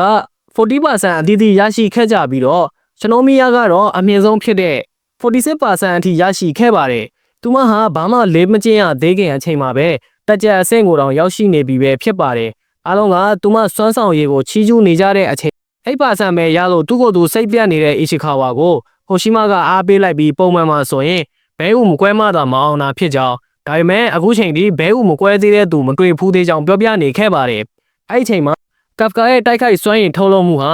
0% ဖြစ်နေတာကိုတွေ့လိုက်ရပါတယ်ဟိုရှိနာကတော့ပထမအဆုံးဘဲဥမကွဲတဲ့ကောင်ကိုမြင်ဖူးပြီလို့ဆိုကအားရပါရအော်ရီနေခဲ့ပါတယ်ကဖကာကတော့သူ့ရဲ့စွမ်းအားတွေကိုညှို့ထုတ်နေတာမို့ခဏလောက်စောက်ပါအောင်လို့ပြောခဲ့တဲ့အတွက်ဟိုရှိမာတယောက်ကတော့သဘောကျစွာအော်ရီနေခဲ့ပါစနိုမီယာကတော့ကားပါကင်မာတော့ကကဖကာရဲ့စွမ်းအားတွေကိုလက်တွေ့မြင်ခဲ့ရတဲ့သူမို့အခုလိုရလက်ကိုမဖြစ်နိုင်ဘူးလို့တွေးထားခဲ့တာဖြစ်ပါတယ်အားလုံးကဝစ်စုံကိုဝစ်ပြီးတဲ့အချိန်မှာတော့နောက်ဆုံးဆောင်မှုဘက်ကစတင်ခဲ့ပါတော့တယ်အားလုံးရဲ့ပြစ်မှတ်ကတော့တိုက်ခိုက်ရေး area ထဲမှာရှိနေခဲ့တဲ့ယွန်ဂျီနဲ့ဟွန်ဂျီ36ပဲဖြစ်ပါလင်းကျင်ရေးမှာအသုံးပြုနိုင်အောင်လို့အရှင်ဖန်စီခေါ်ဆောင်ထားတာဖြစ်ပါတယ် ပြိုင်ပွဲဝင်နိုင်ရဲ့နောက်ကို drone တွေကလှုပ်ပေးထားမှာဖြစ်ပြီးတော့တကယ်လို့အသက်အန္တရာယ်ရှိနေပြီလို့သတ်မှတ်တယ်ဆိုရင်ထိန်းချုပ်ရေးခလုံးနဲ့ဝစ်စုံကဒိုင်းကကိုဖွင့်ပေးမှာဖြစ်ပါတယ်ဒါပေမဲ့ဒီလိုလှုပ်လိုက်တယ်ဆိုရင်တော့အလိုလျောက်ဆောင်ပွဲကကြာရှုံးသွားပါစားထွက်လို့ရပြီဆိုတဲ့အချိန်မှာပဲရှင်နိုမီယာကအခြားပြိုင်ပွဲဝင်တွေထက်လျင်မြန်စွာလှုပ်ရှားလိုက်ပြီးဟွန်ဂျူတကောင်ကိုခဏလေးအတွင်းမှာပဲတက်လိုက်နိုင်တာကိုတွေ့ရပါရှင်နိုမီယာကအမှတ်တွေဇက်တိုက်ယူနေတဲ့အချိန်ကပ်ကာတယောက်ဝစ်စုံကိုမှားနိုင်ဖို့သာအန်ကျိတ်ပြီးစူးစမ်းနေခဲ့ရပါတယ်ဒီအချိန်မှာပဲကပတိန်မီနာကလည်းဒီစမ်းသပ်မှုကိုကြီးနေတယ်ဆိုတာကိုကြေညာလိုက်တဲ့အခါမှာကပ်ကာတယောက်ပိုစူးစမ်းခြင်းစိတ်ဖြစ်ပေါ်လာခဲ့ပါတယ်ဒါနဲ့သူတို့နှစ်ယောက်ဟာတိုက်ခိုက်ရေးသမားတွေကိုကူညီပေးဖို့အတွက်ဆုံးဖြတ်ခဲ့ပါမယ်သူတို့အခုရင်ဆိုင်နေရတဲ့ယိုဂျီတွေကအမြင်အာရုံမကောင်းပေမဲ့အကြမ်းအာရုံကတော့အရန်ကိုကောင်းတာမို့အတန်မုံနဲ့တိုက်ခိုက်ဖို့အတွက်ကပ်ကာကအကြံပေးလိုက်ပါတယ်အဲ့ဒါပြင်ယိုဂျီတွေရဲ့အရေးပြားဟာ1.5ပါပို့ပြီးတော့ပြောတဲ့အတွက်1.5ကိုသာအဓိကထားပြီးတိုက်ခိုက်ကြဖို့ထပ်မံသတိပေးခဲ့ပါတယ်ကပ်ကာတို့ရဲ့လှုပ်ရှားမှုတွေကိုစောင့်ကြည့်ရေးအခန်းကနေဓာတ်ရိုက်ကြည့်ရှုနေခဲ့တာဖြစ်ပြီးသူတို့နှစ်ယောက်ရဲ့အကူအညီပေးပုံတွေကိုလည်းကပတိန်ကသိသွားခဲ့ပါအဲ့ဒီအချိန်မှာပဲကပ်ကာဟာယူဂျူတယောက်ရဲ့တိုက်ခိုက်မှုကိုခံလိုက်ရပြီးဒဏ်ရာအပြင်းထန်ရသွားခဲ့ပါထို့အချိန်မှာရှင်နိုမီယာကကပ်ကာကိုလာရောက်ကယ်ဆယ်ခဲ့ပြီးစစ်မြေပြင်မှာသူမရှိနေသူတွေဘသူကမှမထွက်စေရဘူးလို့ပြောလိုက်ပါတယ်ကပ်ကာရဲ့6ဟာကျိုးသွားခဲ့ပြီးလုံးဝကိုမလှုပ်ရှားနိုင်တော့ပါဘူးဒါပေမဲ့သူဟာအခုချိန်မှာအရှုံးပေးလိုက်မယ်ဆိုရင်သူ့ဘဝတစ်လျှောက်လုံးမီနာရဲ့ဘေးမှာလုံးဝရပ်နိုင်တော့မှာမဟုတ်ပါဘူးဒါကိုသူ့အသက်နဲ့လောင်းချထပ်ပြီးတော့လက်လျှော့လိုက်မလားဆက်လက်ပြီးတိုက်ပွဲဝင်မလားဆိုတာကိုသူကိုယ်တိုင်ပဲဆုံးဖြတ်ရမှာဖြစ်ပါတယ်ဘာဆက်လက်တိုက်ပွဲဝင်မှုအတွက်ဆုံးဖြတ်လိုက်တာနဲ့တပြိုင်နက်ကပ်ကာရဲ့တိုက်ခိုက်မှုစွန့်ရင်ထုတ်လို့မှုဟာ0.01% အထိတိုးလာခဲ့တာကိုတွေ့လိုက်ရပါတယ်ဒါကိုထိန်းချုပ်ရေးအခန်းထဲကလူတွေအားလုံးဟာလည်းမြင်တွေ့ခဲ့ရပြီးကပ်ကာကိုအံ့အားသင့်နေခဲ့ကြရင်အပိုင်း3ဟာလည်းဒီနေရာမှာတင်ပြီးဆုံးသွားခဲ့ရပြီဖြစ်ပါတယ်အပိုင်းလေးရဲ့အစမှာဘယ်တော့မှအရှုံးမပေးဘူးဆိုပြီးတော့အော်ဟစ်နေတဲ့ကပ်ကာကိုတွေ့ရမှာဖြစ်ပြီးသူ့ရဲ့ကျိုးနေတဲ့ခြေထောက်နဲ့မတ်တက်ထားရက်လိုက်တဲ့အတွက်ထိန်းချုပ်ရေးအခန်းထဲကနေစောင့်ကြည့်နေတဲ့သူတွေအားလုံးအံ့အားသင့်သွားခဲ့ပါတယ်ဒါကသူ့ရဲ့ရွေးချယ်မှုပဲဖြစ်ပြီးအခြေအနေကဒီထက်ပိုဆိုးလာမယ်ဆိုရင်တော့အကာအကွယ်ကိုဖွင့်ရလိမ့်မယ်လို့ဟိုရှိမာကသတိပေးလိုက်ပါတယ်အချီခါဝါကသူ့အနေနဲ့ကပ်ကာရဲ့အနောက်ကနေကူညီပေးမှာမို့အကောင်းဆုံးစူးစမ်းလိုက်ရအောင်လို့ပြောလိုက်ပါတယ်ပြီးရနဲ့အချီခါဝါကခြေထောက်ကျိုးနေတဲ့ကပ်ကာကိုကြောပေါ်တည်သွားတဲ့အတွက်ကြောင့်ဒီမြင်ကွင်းကိုကြည့်ပြီးဟိုရှိနာကသဘောကျစွာရီမောနေပါတယ်ကပ်ကာကသူ့မှာရှိနေတဲ့ဗဟုသုတတွေကိုတုံးပြီးအဖွဲ့သားတွေအားလုံးအောင်နိုင်ရေးအတွက်ကူညီပေးသွားတော့မှာပဲဖြစ်ပါတယ်သူတို့နှစ်ယောက်ဟာတိုင်ကိုရူရဲ့နောက်ကိုလိုက်သွားပြီးတော့ယိုဂျိုတွေကိုရှင်းလင်းပေးဖို့အတွက်တိုင်ပင်လိုက်ကြပါတယ်ဒါပေမဲ့ရှင်နိုမီယာကသူ့ကိုကူညီခွင့်အောင်မပေးပဲသူမတယောက်ရဲ့တတ်တော်ဇိုးကြီးတွေအားလုံးကိုရှင်းပြလိုက်တာကိုမြင်လိုက်ရတဲ့အခါမှာအားလုံးကလည်းအံ့အားသင့်နေခဲ့ကြပါတယ်နောက်ဆုံးမှာတော့သူမကဒီ area ထဲမှာရှိတဲ့ယူဂျီတွေအားလုံးကိုရှင်းပြနိုင်ခဲ့ပြီပဲဖြစ်ပါတယ်ပြီးရတဲ့သူမဟာဟွန်ဂျူးစီကိုတန်းသွားလိုက်ပြီးအဲ့ဒီအကောင်ကြီးရဲ့ပါဇက်ကနေတဆင်းဘိုက်ထဲကိုတန်းတန်းနဲ့ပစ်ထည့်လိုက်ပြီးအကောင်ကြီးကိုအနိုင်ယူခဲ့ပါတယ်အဲ့ဒီအချိန်မှာပဲနောက်ဆုံးအဆင့်ဆောင်မှုဘက်ကပြီးဆုံးသွားခဲ့ပြီဖြစ်ပြီး drone တွေကိုလည်းပြန်လည်သိမ်းယူလိုက်ပါပြီကပ်ကာနဲ့အချီခါဝါတို့ဟာသူမကိုကူညီခွင့်အောင်မရလိုက်ပါဘူးတာမန်လုံးနဲ့ဆလုံးမီယာကိုခေါင်းဆောင်ဖြစ်သူမီနာကတောင်ချီးကျူးနေခဲ့ရပြီးတော့ဒီဆောင်မှုမှာဘယ်သူမှမကြရှုံးသွားခဲ့ပဲဒဏ်ရာအနှဲငယ်လောက်သာရရှိခဲ့တာပါသူမဟာဒရိုက်တာရှင်နိုမီယာရဲ့သမီးဆိုတဲ့အတိုင်းပဲတနေ့မှာအဖေရဲ့နေရာကိုစက္ကန့်မှုအရေးချင်းအပြည့်အဝရှိနေသူပဲဖြစ်ပါတယ်တစ်ဖက်မှာရှင်နိုမီယာကသူမနှိမ်နှင်းလိုက်တဲ့ဟိုဂျိုကြီးကိုကြည်ကဒီတစ်ခါသမီးအမားယုံမရှိခဲ့ဘူးနော်အဖေလို့ပြောလိုက်ပါတယ်ပြီးတာနဲ့ဒီတစ်ခါကပ်ကာကို၄ချိန်မြောက်သွားလှောင်ရမှာပဲလို့ပြောလိုက်ကထွက်သွားတော့မဲ့အချိန်မှာပဲတတ်တော်တစ်ကောင်ကအနောက်ကနေပေါ်လာပြီးသူမရဲ့ရင်မက်ကိုတန်းတန်းနဲ့ပြစ်လိုက်ပါတယ်လဲကျနေတဲ့ကပ်ကာတို့ဟာလည်းတေသွားပြီဖြစ်တဲ့ယိုဂျီတွေအသက်ပြန်ဝင်လာတာကိုတွေးလိုက်ရကအားလုံးလှလှရှာရှာဖြစ်ကုန်ကြပါတယ်ရှင်နိုမီယာခမအပြင်းထန်ဒဏ်ရာရရှိသွားခဲ့တာဖြစ်ပြီးသူမရဲ့ကာကွယ်ရေးဝစ်စုံကြောက်တာအသက်မသေးသွားခဲ့တာပါသူမကိုတိုက်ခိုက်ခဲ့တဲ့အဆိုပါထူးဆန်းတဲ့တပ်တော်ကြီးဟာလူစကားလဲကောင်းမွန်စွာပြောတတ်ခဲ့ပြီးရှင်နိုမီယာကိုအခုထိမသေးသေးဘူးလားလို့မေးလိုက်ပါတယ်ဒီစကားကိုကြားလိုက်ရတဲ့အချိန်မှာရှင်နိုမီယာကအယမ်းလန့်သွားခဲ့ပြီးဘာကောင်ကြီးလဲလို့အော်ဟစ်လိုက်မိပါတယ်ရှင်နိုမီယာကသူ့ကိုတန်းတန်းနဲ့ချိန်လိုက်တဲ့အခါမှာပဲအဲ့ဒီကင်ဂျူကြီးကသူမကိုအချက်ပေါင်းများစွာပြစ်ထည့်လိုက်တာကြောင့်ဒီအန်ရီကိုထိန်းချုပ်ခန်းထဲမှာရှိနေတဲ့လူတွေအားလုံးသတိထားမိသွားကြပါတယ်ခုနတော့ကတေဆုံးသွားပြီဖြစ်တဲ့ကင်ဂျူတွေအသက်ပြန်ရှင်လာတယ်ဆိုတာဟာတမိုင်းတစ်လျှောက်မှာတစ်ခါမှမဖြစ်ခဲ့ဘူးတဲ့ကိစ္စမျိုးဖြစ်ပါတယ်အဆိုပါကင်ဂျူရဲ့စွမ်းအားက 6.40 တောင်ရှိနေတဲ့အတွက်ဒီစခန်းမှာသူ့ကိုနိုင်အောင်ရှင်းပြနိုင်တာကကပတိန်မီနာနဲ့ဟိုရှိမာတို့ပဲရှိတာဖြစ်ပါတယ်ဒါကြောင့်ဆောင်မွေးဖြည့်ဆိုသူတွေရဲ့ဝစ်စုံတွေကိုအကာအကွယ်ဖွင့်ပေးထားခဲ့ပြီးလုံခြုံတဲ့နေရာကိုရှောင်တိန်နေကြဖို့အတွက်သတိပေးချက်တွေထွက်ပေါ်လာခဲ့ပါတယ်အခုချိန်ထိလမ်းလျှော့သေးတဲ့ရှင်နိုမီယာဟာပြန်လည်ရှင်သန်လာခဲ့ပြီးဟိုဂျိုကိုတိုက်ခိုက်ဖို့အတွက်ပြင်ဆင်နေတဲ့အချိန်မှာပဲအဆိုပါတတ်တော်ကြီးရဲ့လက်ချက်ကြောင့်အဝေးကိုလွှင့်စင်ထွက်သွားခဲ့ပါတယ်ရှင်နိုမီယာဟာတကိုယ်လုံးအပြင်းထန်ဒဏ်ရာရရှိခဲ့ပြီးလုံးဝကိုမလှုပ်ရှားနိုင်တော့ပါပဲ အရှုံးမပေးခြင်းနဲ့စိတ်ဓာတ်ကသူမကိုတွန်းအားပေးနေခဲ့ပါတယ်အဲ့ဒီချိန်မှာသူမရဲ့အာယုံတွေဟာငယ်ဘွားကိုပြန်ရောက်သွားခဲ့ပြီးတုတ်တင်ရှင်းလင်းရေးဝင်ခွင့်ဆောင်မွေးပွဲကိုထိတ်ဆုံးကနေအောင်မြင်ခဲ့တဲ့သူမဟာငယ်ကလေးကမိဘနှစ်ပါးရဲ့ဂရုစိုက်မှုကိုမရရှိခဲ့ရှာပါဘူးသူမအိမ်ကိုပြန်ရောက်လာတော့တိုးဖေကပြန်ရောက်နေခဲ့ပြီးဆောင်မွေးပွဲမှာအဆင့်တစ်ရခဲ့တယ်လို့ပြောခဲ့ပေမဲ့သူမရဲ့အဖေကတော့အထူးတလဲချီးကျူးတာမျိုးမရှိခဲ့ပါဘူးအောင်မြင်မှုတစ်ခုတည်းအပေါ်မှာသာတာယာနေမယ်ဆိုရင်တော့နောက်တစ်ခါကျရင်ကြာရှုံးမှုမျိုးနဲ့ကြုံရလိမ့်မယ်လို့သတိပေးနေခဲ့ပါတယ်တိုင်းပြည်အတွက်အမြဲတမ်းပြေဆုံးနေပါစေဆိုတဲ့အဖေရဲ့စကားကိုသူမနားထဲမှာအမြဲတမ်းကြားရောက်နေခဲ့ပါတယ်ဒီချိန်မှာပဲခေါင်းဆောင်နှစ်ယောက်ဟာတိုက်ခိုက်ခံနေရတဲ့သူမစီကိုအပြေးလွှာသွားနေခဲ့ပြီးဟိုရှိနာကတော့အချိန်မမီမှာကိုစိတ်ပူနေခဲ့ပါတယ်လုံးဝလက်လျှော့တော့မဲ့အချိန်ကပ်ဖကာကရောက်လာခဲ့ကအခုချိန်ထိတောက်ခံပေးထားတဲ့အတွက်မင်းရန်တော်တယ်လို့ချီးကျူးလိုက်ကဒီချိန်ကစပြီးငါတာဝန်ထားလိုက်တော့လို့ပြောလိုက်ပါတယ်အဲ့နောက်မှာသူဟာကန်ကျူပုံစံပြောင်းလဲသွားတာကိုကီကိုရိုတယောက်မျက်လုံးပြူးသားနဲ့ငေးကြည့်နေခဲ့ပါတယ်ကန်ကျူတွေအသက်ပြန်ရှင်လာပြီးတော့ရှနိုမီယာကတိုက်ခိုက်နေတယ်ဆိုတဲ့သတင်းကိုကြားတာနဲ့အပြေးထွက်သွားတဲ့ကပ်ဖကာကိုကန်ကျူပုံစံပြောင်းပြစ်လိုက်မှာကိုအီရှီကာဝါကစိတ်ပူနေခဲ့တာပါဒါပေမဲ့တစ်ဖက်မှာတော့အဖြစ်မှန်ကိုတီးသွားတဲ့ကန်ကရိုကိုကျန်တဲ့အဖွဲ့သားတွေစီကိုမပြောပါနဲ့လို့ကပ်ဖကာကတောင်းပန်နေခဲ့ပါတယ်ထင်းချုပ်ရေးစခန်းကနေပြီးတော့လေကန်ကျူနားမှာအမျိုးမြည်မသိစွမ်းအားတစ်ခုတွင်းနေရကြောင်းသတင်းထုတ်ပြန်ပါတယ်ပောက်ကွဲမှုတွေကြောင့်ဆက်သွယ်ရေးလိုင်းတွေပြတ်တောက်သွားခဲ့ပြီး drone တွေလည်းပျက်စီးသွားခဲ့ပါပြီမကောင်းဆိုးဝါးကြီးရဲ့ဘေးနားမှာရှိနေတဲ့ကန်ကျူရဲ့စိတ်သက်စွမ်းအားကတော့ 9.8 ရှိနေခဲ့ပြီးတော့ဒါကတော့အားလုံးသိကြတဲ့အတိုင်းကပ်ဖကာပါပဲတစ်ဖွဲ့ဝင်တွေရောက်လာတော့မှမို့အချိန်မရှိတော့တဲ့ကပ်ဖကာကလည်းကန်ကျူကြီးကိုသူ့ရဲ့ပြင်းထန်လာတဲ့လက်သီးတစ်ချက်ထဲနဲ့အပြတ်ရှင်းခဲ့လိုက်ပါတယ်အဲ့ဒီချိန်မှာကန်ကျူဟာအစိတ်စိတ်အမှောင်မှာဖြစ်သွားခဲ့ပါတယ်အကုန်လုံးကိုအပြတ်ရှင်းသွားပြီးတဲ့အချိန်မှာတော့ကပ်ဖကာကရှနိုမီယာကိုမင်းအဆင်ပြေရဲ့လားလို့မေးလိုက်ပြီးအန်ရီတော်တဲ့ကိုတွန်းပို့လို့လုံးဝမဖြစ်ဘူးလို့သတိပေးလိုက်ပါတယ်ဒီချိန်မှာသူ့ရဲ့အနောက်ကနေအီချီကာဝါရောက်လာပြီးခမားလဲအတူတူပဲလို့ပြောကကပ်ဖကာရဲ့ခေါင်းကိုရိုက်ချလိုက်ပါတယ်အန်ရီတွေကြုံနေတဲ့အချိန်မှာအီချီကာဝါကတစ်ချက်လေးသတိလစ်တာနဲ့ကပ်ဖကာကကန်ကျူပုံစံပြောင်းပြီးသားဖြစ်နေခဲ့ပါပြီအစားတုန်းကတော့သူဟာခန္ဓာကိုယ်တစ်စိတ်တစ်ပိုင်းကိုပဲပြောင်းဖို့ဆုံးဖြတ်ခဲ့ပေမဲ့ကန်ကျူကြီးကိုတွေ့တော့မဖြစ်နိုင်ဘူးလို့ဆိုကတကိုယ်လုံးကိုပြောင်းလိုက်တာဖြစ်ကြောင်းရှင်းပြခဲ့ပါတယ်သူတို့နှစ်ယောက်အချင်းချင်းစကားများနေကြတဲ့အချိန်မှာပဲဒဏ်ရာအပြင်းထန်ရရှိထားတဲ့ရှလိုမီယာကတော့သတိလစ်ပြီးလဲကျနေခဲ့ပြီးဖြစ်ပါတယ်မီနာနဲ့ဟိုရှိနာတို့အခင်းဖြစ်ရနေရာကိုရောက်လာခဲ့ကြတဲ့အချိန်မှာပဲကန်ကျူကြီးဟာတစားစီပျက်စီးကတေဆုံးနေတာကိုတွေ့ရပြီးဒါတွေကဘသူလက်ချက်ကြောင့်ဖြစ်သွားရတာလဲဆိုတာကိုစဉ်းစားလို့မရနိုင်အောင်ရှိနေခဲ့ပါတယ်အင်ဂျာရေးစင်နာကဖြေဆိုသူ၃ယောက်ဟာလည်းအနေရကင်းဆောင်တွေကိုထမ်းမှန်ရောက်ရှိလာပြီလို့သတင်းပို့ခဲ့ပါတယ်ဟိုရှိနာကတော့ဒီလိုအစိစိမ့်မမဖြစ်သွားတဲ့ကန်ကျူကြီးရဲ့ခန္ဓာကိုယ်ဖြစ်စဉ်မျိုးကိုတနေရာမှာမြင်ဖူးနေတယ်လို့ဆိုတာစဉ်းစားနေခဲ့ပါတယ်ဟိုရှိနာကတော့တတ်တော်ဇိုးကြီးကိုအခုလိုမျိုးတိုက်ခိုက်နိုင်တာဟာစနိုမီယာပဲဖြစ်လိမ့်မယ်လို့မှတ်ချက်ပြုလိုက်ပါတယ်ကန်ကျူတွေအသက်ပြန်ရှင်လာပြီးတဲ့နောက်မှာအခုလိုမျိုးပေါက်ကွဲမှုတွေဖြစ်ပွားခဲ့တယ်ဆိုတာတမိုင်းတစ်လျှောက်မှာတခါမှမရှိခဲ့ဘူးလားမို့သူတို့အနေနဲ့လည်းစဉ်းစားစရာတွေရှိလာခဲ့ပါတယ်စုံစမ်းစစ်ဆေးရေးအဖွဲ့နဲ့အလောင်းရှင်းလင်းရေးအဖွဲ့တွေကိုလာရောက်ဖို့အတွက်ဆင့်ခေါ်ခဲ့ပြီးသူမနဲ့ဟိုရှိနာတို့ဟာဧရိယာထဲမှာကြံရှိနေသေးတဲ့မကောင်းဆိုးဝါးတွေကိုတွားရောက်နှိမ်နင်းမယ်လို့ပြောလိုက်ပါတယ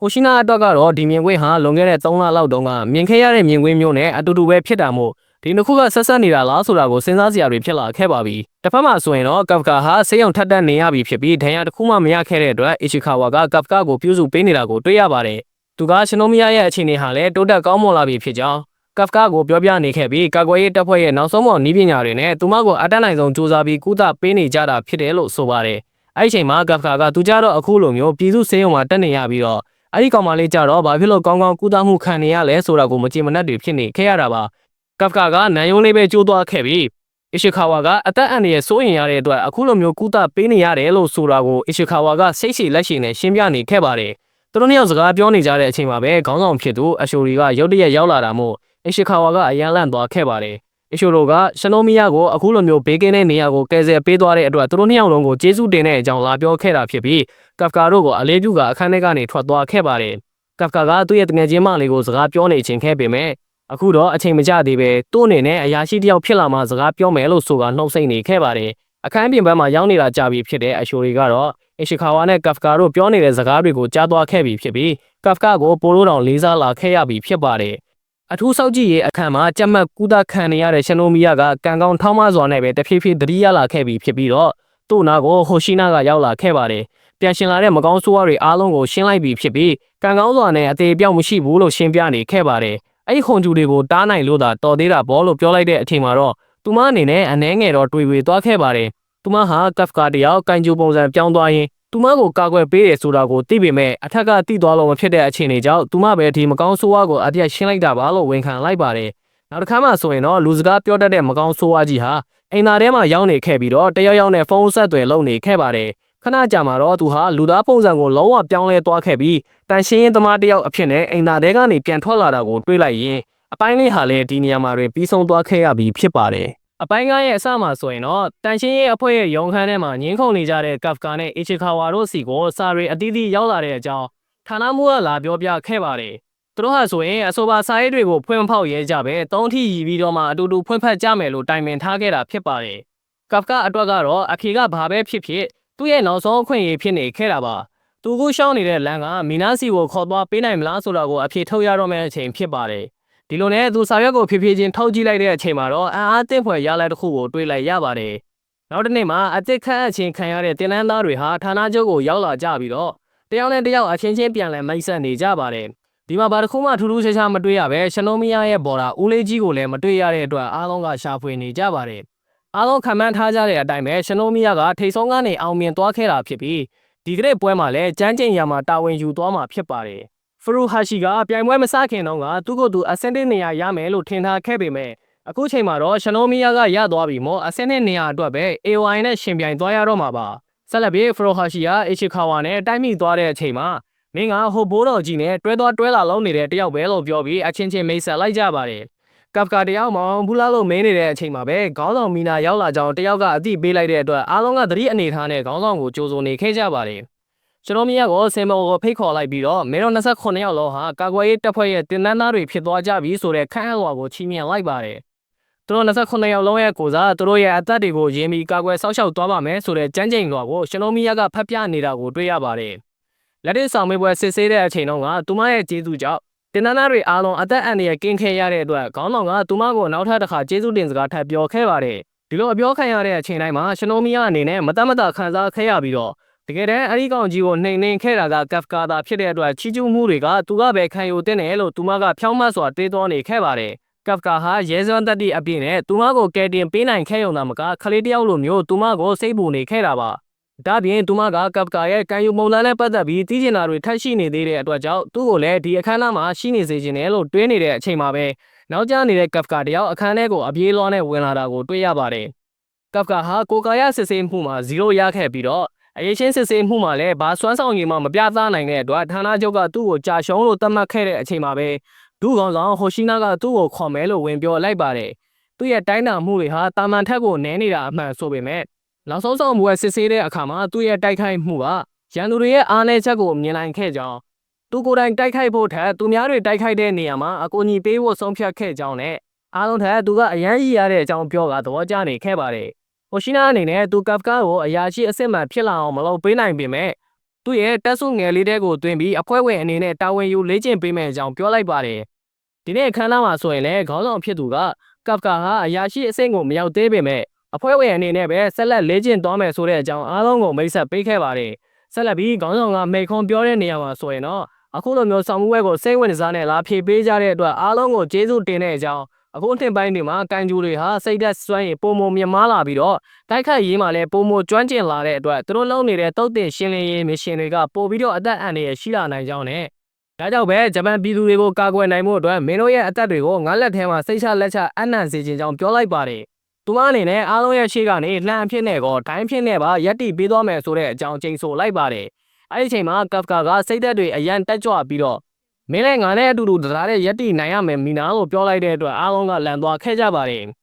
ခေါင်းဆောင်အရှိုရီရဲ့နာမည်အစကိုခေါ်လိုက်မိတဲ့အတွက်ကြောင့်မီနာကသူ့ကိုဒိုက်ခါတရာထိုးခိုင်းလိုက်ပါတယ်ကဖကာလည်းလန့်သွားကသူဒီလောက်ထိအကျယ်ကြီးထွက်သွားဖို့မရည်ရွယ်ဘူးလို့ပြောနေတဲ့အချိန်မှာပဲဟိုရှိနာကတော့မျက်ရည်တွေထွက်အောင်ကိုရီမောနေခဲ့ပါပြီအရှိုရီရဲ့ပြုံးသွားတဲ့ပုံစံကိုမြင်လိုက်ရတဲ့ဟိုရှိနာကအတော်လေးကိုထူးဆန်းနေခဲ့တာဖြစ်ပါတယ်တကယ်တော့ကန်ယူနံပါတ်8နဲ့ပတ်သက်ပြီးကဖကာဟာထူးဆန်းမှုတွေရှိနေကြောင်းဟိုရှိနာကသတိထားမိခဲ့တာဖြစ်ပြီးတော့ဒီအကြောင်းပြချက်တွေကြောင့်ပဲသူ့ကိုတောက်ဖွဲ့တဲ့ဝင်မို့အတွက်ထောက်ခံပေးခဲ့တာဖြစ်ပါတယ်ဝဲစုံဝဲလိုက်ရင်တော့ခုခံစွမ်းရည်တုံညပဲရှိတာကလည်းထူးဆန်းနေတာဖြစ်ပြီးတော့အနီးကနေပြီးလှုပ်ဝက်ချက်တွေကိုရှာဖွေဖို့အတွက်ဆုံးဖြတ်ထားခဲ့တာဖြစ်ပါတယ်တစ်ဖက်မှာကဖကာကလူကြားထဲမှာဒိုက်ခါတရာထိုးနေရပြီးတလန်သားတွေကပင်မမန်ဒိုက်ထိုးနေတဲ့ကဖကာကိုဝိုင်းပြီးအားပေးနေခဲ့တာကိုတွေ့ရပြီးစနိုမီယာကတော့ပြောစရာရှိတာမို့သူမနောက်ကိုလိုက်ခဲ့ဖို့ပြောလိုက်ပါတယ်ဒါနဲ့သူတို့တောင်းရောက်ဟာမုံဆိုင်တစ်ခုကိုရောက်သွားခဲ့ကြပြီးတော့ကန်ဂျူကိုစားမိပြီးကန်ဂျူဖြစ်သွားတဲ့ကဖကာအကြောင်းသိလိုက်ရတဲ့အခါစနိုမီယာကအရန်ကိုအံ့ဩသွားခဲ့ပါတယ် ကဖကာကသူ့အကြောင်းကိုကာကွယ်ရေးတပ်ဖွဲ့ကိုပြောပြလိုက်ရင်ကုသနီလန်းတွေလည်းရှိလာနိုင်မှာပါလို့တွေးနေခဲ့ပေမဲ့ရှင်နိုမီယာကတော့ဒါကဘလုံးဝမဖြစ်နိုင်ကြောင်းဝင်ပြောလိုက်ပါတယ်ကာကွယ်ရေးအဖွဲ့ဝင်တွေတည်သွားတဲ့အချိန်မှာသူတို့ကချက်ချင်းမတက်ရင်တော့မှရှင်းမွားကြီးကိုစမ်းသပ်ခံရင်းနဲ့ပဲကုံဆုံးသွားလိမ့်မယ်လို့ထပ်ပြောပြလိုက်ပါတယ်ဒီလိုဆိုရင်တော့ကာကွယ်ရေးတပ်ဖွဲ့အရာရှိလည်းဘယ်တော့မှမဖြစ်လာနိုင်တော့ပါဘူးဒါပြင်နံပါတ်စင်တက်လောက်ရတဲ့အထိကန်ကျူဟာတမ်းမာနေတယ်ဆိုရင်အဲ့ဒီကောင်ကြီးကိုတပ်ပစ်ပြီးတော့သူ့ရဲ့ခန္ဓာကိုယ်အစိပ်ပိုင်းတွေကိုတုံးပြီးလက်တွေပါထုတ်လုပ်လိုက်ကြတာပါဒါတွေကိုကြားရတဲ့အခါကဖကာကအရန်ကိုလန့်သွားပြီးလှုပ်ဝက်ထားပေးဖို့အတွက်ရှင်နိုမီယာကိုတောင်းပန်နေခဲ့ပါတော့တယ်ရှင်နိုမီယာလည်းကဖကာကသူမအသက်ကိုကယ်ပေးထားမှုတဲ့ကျေးဇူးရှိတဲ့အတွက်ဒီကိစ္စကိုနှုတ်ပိတ်ထားပေးဖို့သဘောတူလိုက်ပါတယ်ဒါပေမဲ့သူကလူသားမျိုးနွယ်တွေကိုဒုက္ခပေးမဲ့ကံယူဖြစ်လာရင်တော့သူ့ကိုသူမလက်နဲ့ကိုယ်တိုင်တပ်ပစ်မယ်လို့ပြောပြလိုက်ပါတယ်ဒီလိုနဲ့သူတို့၃ယောက်သားဟာသဘောတူညီချက်တစ်ခုရရှိသွားခဲ့ပြီးဖြစ်ပါတယ်နောက်တစ်နေ့မှဆိုရင်တော့တင်နန်းသားတွေအားလုံးဟာအပြစ်ခတ်ကိုစတင်ပြီးတော့လေ့ကျင့်ခံစားရပါတော့တယ်အရှိကာဝါကကြာချိန်3မိနစ်35စက္ကန့်နဲ့ပြီးဆုံးသွားခဲ့တာဖြစ်ပြီးထွက်ရှိလာတဲ့တိုက်ခိုက်ရေးစွမ်းရည်ခန့်မှန်းချက်က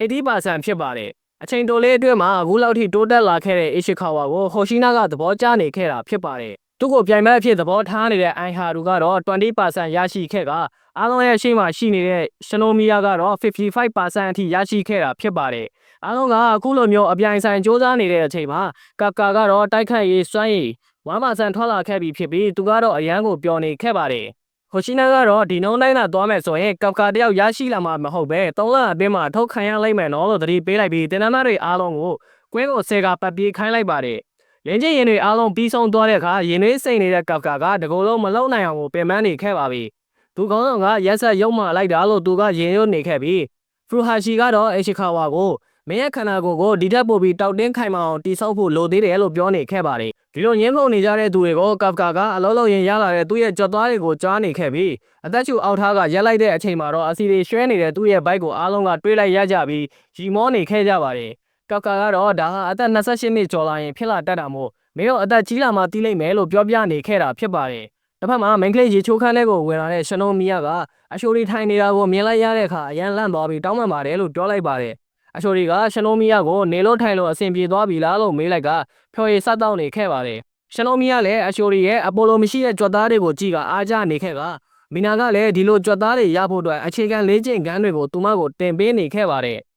ယောက်ျားလေးတွေကဘာဖြစ်လို့တပ်ဖွဲ့တွေကိုဝင်ခဲ့ရလဲဆိုတဲ့အကြောင်းကိုအချင်းချင်းပြောပြနေခဲ့ပြီးကပ်ကအလှည့်ကိုရောက်လာတဲ့အခါမှာတော့သူကအရှိုရီကသူ့ရဲ့ငယ်တငယ်ချင်းဖြစ်တဲ့အကြောင်းပြောပြလိုက်တဲ့အခါမှာအားလုံးကလန့်သွားကြပါတယ်အရှိုရီကယောက်ျားလေးတွေအားလုံးအတွက်ဆံမြမိန်းကလေးတစ်ယောက်ဖြစ်ခဲ့တာမို့သူမရဲ့ငယ်ဘဝအကြောင်းအရာတွေကိုလည်းအားလုံးကသိကျင်နေခဲ့တာဖြစ်ပါတယ်ဒီလိုနဲ့သူလည်းအချိန်တော်တန်ကြအောင်သူ့တငယ်ချင်းအကြောင်းကိုအားလုံးကိုပြောပြနေခဲ့ရတာပေါ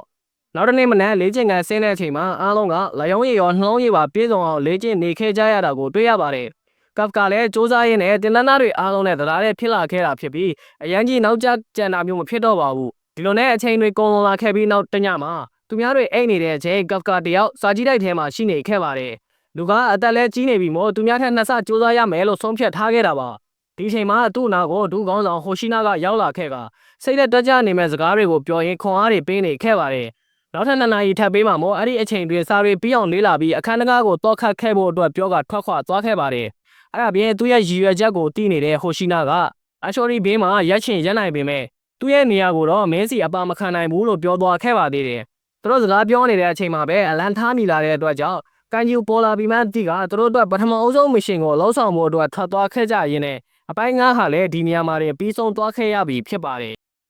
အပိုင်း6ရဲ့အစမှာဆိုရင်တော့အရှိုရီကအသစ်ထွက်ပေါ်လာတဲ့ကန်ဂျူအကြောင်းစုံစမ်းရေးအဖွဲ့ကိုအစီရင်ခံခိုင်းနေတာကိုတွေ့ရပါတယ်အဲ့ဒီက0245ကိုရှင်းလင်းရေးလုပ်ငန်းတွေစတင်နေပြီဖြစ်ပြီးကန်ဂျူဝင်ရောက်မှုသတိပေးချက်ဟာလည်းတစ်မျိုးလုံးမှာထွက်ပေါ်နေခဲ့ပါပြီတပ်သားတွေဟာအန်နီယန်နဲ့နီးကပ်နေတဲ့နေရာအနီးတစ်ဝိုက်မှာရှိနေတဲ့ပြည်သူတွေကိုအန်နီယန်ကင်းတဲ့နေရာစီကိုပြောင်းရွှေ့ပေးခဲ့ပါတယ်အမြောက်တန်းညွန်ကြားရေးဌာနရဲ့အခြေအနေကရောဘလို့ရှိလဲလို့အရှိုရီကမေးလိုက်တဲ့အခါမှာတော့အခုချိန်ဒီအကင်းဖြစ်ပွားရာနေရာကိုမရောက်လာသေးဘူးလို့ဆိုပါတယ် JSDF ရဲ့ညွှန်ကြားချက်နဲ့အညီပြည်သူတွေကိုဘေးကင်းရာနေရာကိုရွှေ့ပြောင်းပေးခဲ့ပါပြီအဲဒီနောက်မှာတော့ JSDF တပ်ဖွဲ့ဝင်တွေဟာလီယွန်မောမှာတပ်ဆွဲထားခဲ့ပြီးတာဝန်ထမ်းဆောင်မှုအတွက်အဆင်သင့်ဖြစ်နေခဲ့ပြီဖြစ်ပါတယ်ဟွန်ဂျူဟာကနနာဝါတောင်ကြားကနေအရင်ဆုံးပေါ်လာခဲ့တာဖြစ်ပြီးအခုချိန်မှာတော့မြေအောက်ထဲမှာလှော်ရှားမှုပြုပြီးအရွယ်အစားပုံမှုကြီးထွားလာခဲ့ပြီဖြစ်ပါတယ်အခုချိန်မှာဆိုရင်မျိုးဖွားမဲ့အဆင့်ကိုရောက်ရှိလို့နေပြီဖြစ်ပြီးအန်ရတွေကလည်းပုံမှုကြီးထွားလာခဲ့ပြီဖြစ်ပါတယ်ဟွန်ဂျူပေါ်ပေါက်လာခဲ့ပြီးတဲ့နောက်မှာသူ့ရဲ့အနီးတစ်ဝိုက်မှာယိုဂျီတွေလည်းအများကြီးထွက်ပေါ်လို့လာခဲ့ပါတယ်ဒါပေမဲ့တုတ်တင်ရှင်းလင်းရေးဧရိယာနဲ့ဘလောင်းမှမဝေးတဲ့အတွက်ကြောင့် အထီးခိုင်အနည်းဆုံးနဲ့ရှင်းလင်းပြလို့ရပါတယ်။ဟွန်ဂျူကိုရှင်းလင်းဖို့အတွက်အရှိုရီကကင်တွယ်သွားမှာဖြစ်ပြီးစနိုက်ပါသမားတွေကစန္ဒာလမ်းကြောင်းတစ်လျှောက်လုံးမှာရှိနေဖို့ညွှန်ကြားလိုက်ပြီးတော့ဒီ operation ကိုဆာဂါမီဟာယာ operation အဖြစ်သတ်မှတ်မယ်လို့အရှိုရီကပြောလိုက်ပါတယ်။ကပ်ကာတို့ဟာလည်းသူတို့ရဲ့ပထမဆုံးမရှင်အတွက်စတင်ဖို့ထွက်ခါလာကြတာဖြစ်ပြီးရှလိုမီယာကတော့ကပ်ကာကိုကြည်က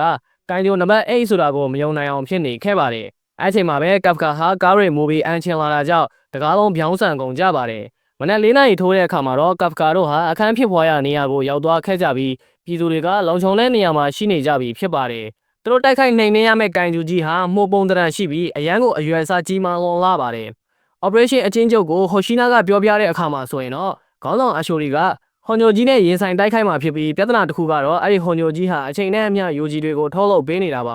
ဒီ operation မှာရေးပါတဲ့အဆောက်အုံတွေနဲ့တဲယူပိုးဆောင်ရေးလမ်းကြောင်းတွေကိုတမင်သက်သက်ဖယ်ရှားရှင်းလင်းပေးထားပြီးသူတို့အားလုံးရဲ့တာဝန်ကတော့ယူဂျီတွေကိုဘယ်နေရာမှမသွားနိုင်အောင်တားဆီးတိုက်ခိုက်ဖို့ပါပဲ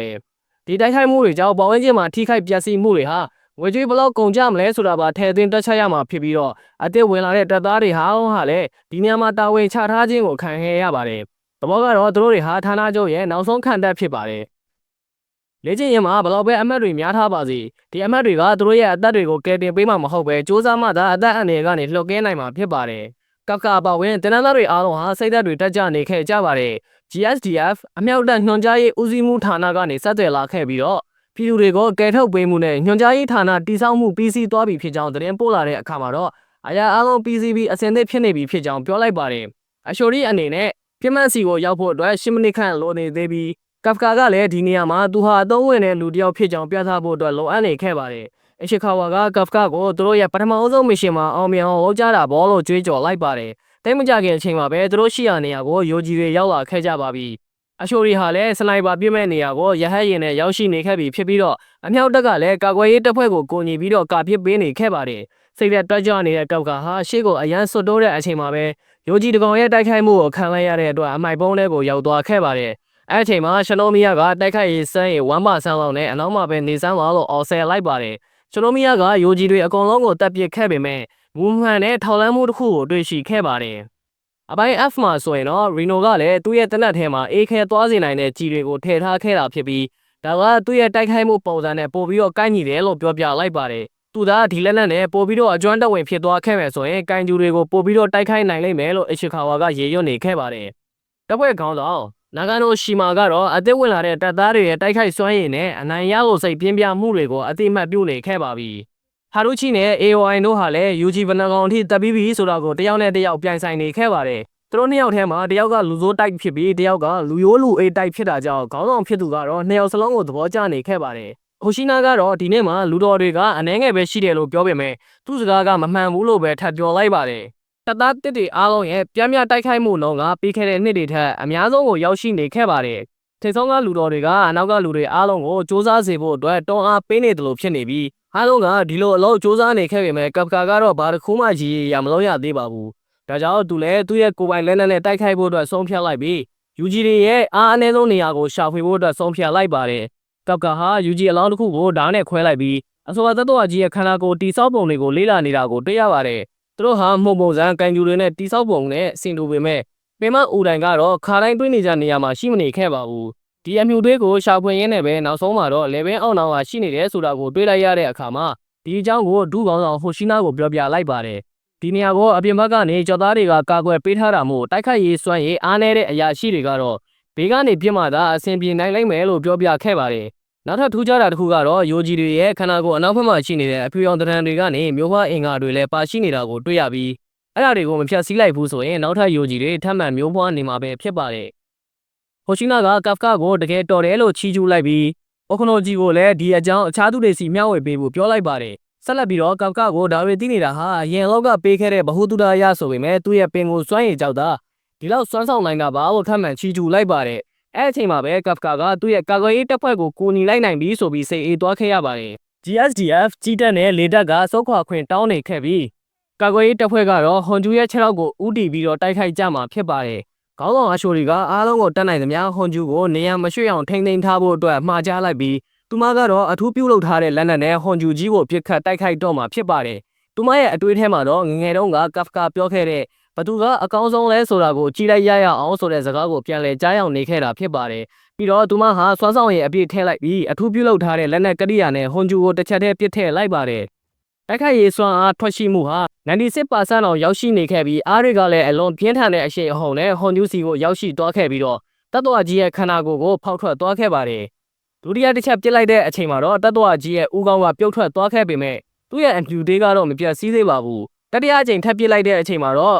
တတ္တဝကြီးရဲ့ခန္ဓာကိုယ်တစ်ခုလုံးဟာအစစ်စစ်အမော်မော်ပြတ်စီးသွားခဲ့ပါပြီသူမတိုက်ခိုက်နေပုံကိုအဝေးကနေကြည့်နေရင်းနဲ့အရမ်းမှိုက်တာပဲလို့တွေးနေမိတဲ့အချိန်မှာပဲဟိုရှိနာကရောက်လာခဲ့ပြီးတော့သူမဘေးနားမှာနေခြင်းနဲ့ဆိုရင်သူမလိုမျိုးစွမ်းရှိမှရမှာနော်လို့ပြောလိုက်ပါတယ်အဲ့ဒါဆိုရင်ခင်ဗျားမရောဒီစွမ်းမျိုးရှိရလားလို့မေးလိုက်တဲ့အချိန်မှာတော့သူကောင်းဆောင်ကမရှိဘူးလေလို့ပြန်ပြောလိုက်ပါတယ်ဒါဟာလက်နက်တွေနဲ့တိတ်အကျန်းတဝင်မရှိတာမို့ဒီကောင်ကြီးကိုတိုက်ခိုက်ရမှာသူမတော့မတော်ပေမဲ့အကောင်သေးလေးတွေနဲ့ဆိုရင်တော့သူမထက်တာအောင်တိုက်ခိုက်နိုင်တယ်လို့ပြောပြနေခဲ့ပါတယ်အပြောနဲ့တွေမကသေးပဲသူကအလုံးနဲ့ပါတက်တည်ပြသွားခဲ့တာပါခေါင်းဆောင်နဲ့လက်ထောက်ခေါင်းဆောင်ဆိုတာအဖွဲ့တစ်ခုမှာစွမ်းအားအကြီးဆုံးသူတွေဖြစ်ကြပြီးတော့သူတို့ရဲ့တိုက်ခိုက်မှုပုံစံအရအထူးပြုလုပ်ထားတဲ့လက်နက်တွေပါထုတ်ပေးထားတာဖြစ်ပါတယ်အကောင်ကြီးကိုရှင်းလင်းသွားပြီဆိုပေမဲ့တကယ်ပြဿနာကတော့အကောင်ကြီးကနေထုတ်လုပ်လိုက်တဲ့အကောင်သေးလေးတွေကအများကြီးပေါက်ဖွာလာတာပဲဖြစ်ပါတယ်ဟွန်ဂျူတည်တော်တာနဲ့တပြိုင်နက်ယိုဂျီတွေကအများကြီးထွက်လာကြတော့မှာဖြစ်ပြီးတော့တပ်သားတွေအားလုံးကလည်းတိုက်ခိုက်ဖို့အဆင်သင့်ဖြစ်နေကြပြီဖြစ်ပါတယ်တပ်သားတွေအားလုံးရဲ့တိုက်ခိုက်ရေးစွမ်းရည်တွေဟာလည်းအတော်လေးကိုကြာဆင်းနေပြီဖြစ်ပြီးတော့ဒါဟာသူတို့ရဲ့ပထမဦးဆုံးမစ်ရှင်ဖြစ်တဲ့အတွက်ပင်ပန်းနေကြပြီလည်းဖြစ်ပါတယ်ဒါပေမဲ့ဒါကိုတော့သူတို့ခက်ကြော်နိုင်ရင်သူတို့ဟာနောက်တစ်ဆင့်ကိုတက်လန်းသွားနိုင်မှာဖြစ်တယ်လို့ဟိုရှိနာကဝေဖန်သုံးသပ်နေတာကိုတွေ့ရပါတယ်အရာရှိတော်တော်များများဟာသူတို့ရဲ့တိုက်ခိုက်ရေးစွမ်းရည်တွေဟာ20%နဲ့30%ထက်မကျော်နိုင်ပဲရပ်တန့်သွားကြပြီးအဲ့ဒီထဲကလူနည်းစုလောက်ပဲဒါတွေကိုဖျက်ကျော်နိုင်ပြီးတော့ခေါင်းဆောင်ဖြစ်လာနိုင်တာဖြစ်ပါတယ်အခုလောလောဆယ်ဒီအဖွဲ့ထဲမှာအဲ့ဒီအဆင့်အထိရောက်နိုင်တာဆိုလို့ဟိုရှိနာတယောက်ထဲသာရှိနေပါတယ်ဖရူဟာရှိဟာနီးပညာကောလိပ်မှာ9နှစ်လောက်အချိန်ပေးပြီးလေ့ကျင့်ခဲ့ရပေမဲ့အီရှီခါဝါကခဏလေးနဲ့တက်ကြမ်းသွားခဲ့တဲ့အတွက်အန်အော်နေခဲ့ရပါတယ်ထို့သူကိုမနာလိုလဲဖြစ်နေခဲ့တာပါနောက်ထပ်ယူတွေ Fortress အပိုင်းကိုရောက်လာကြပြီဆိုတာကိုထိန်းချုပ်ရေးအခန်းထဲကနေသတိပေးခဲ့ပြီးတော့သူတို့တွေပြန်ရောက်လာတဲ့အခါမှာရှေ့တန်းကိုတွားကြဖို့အတွက်အီရှီခါဝါကပြောရင်းထွက်သွားခဲ့ပါတယ်တို့လာတဲ့လမ်းမှာတန်ရှင်းဝစ်ဆောင်တဲ့လူတယောက်ကိုရုတ်တရက်တွေ့လိုက်ရတဲ့အတွက်အန်အော်သွားခဲ့ပြီးဒီနေရာကနေမြန်ထွက်သွားဖို့ပြောနေခဲ့ပေမဲ့ထို့သူကနောက်ကိုထည့်ပေးထားတဲ့မျိုးပွားအင်္ဂါကပြတ်စည်းသွားပြီလို့ပြောလာရင်ဒီဘက်ကိုလှည့်လာခဲ့ပါတယ်အဲ့ဒီချိန်မှာတော့သူသားတယောက်မဟုတ်ဘူးဆိုတာကိုအီရှီခါဝါတို့သတိထားမိသွားခဲ့ကြပြီးအပိုင်း6လေးဟာလည်းဒီနေရာမှာတင်ပြီးဆုံးသွားခဲ့ရပြီဖြစ်ပါတယ်အပိုင်းခွန်ရဲ့အစမှာဆိုရင်တော့လူစကားပြောတတ်ပြီးလူရောင်ဆောင်ထားတဲ့ကန်ယူနဲ့ထိတ်တိုက်တွေ့နေရတဲ့အီရှီခါဝါနဲ့ဖရူဟာရှီတို့ကိုတွေ့ရမှာဖြစ်ပါတယ်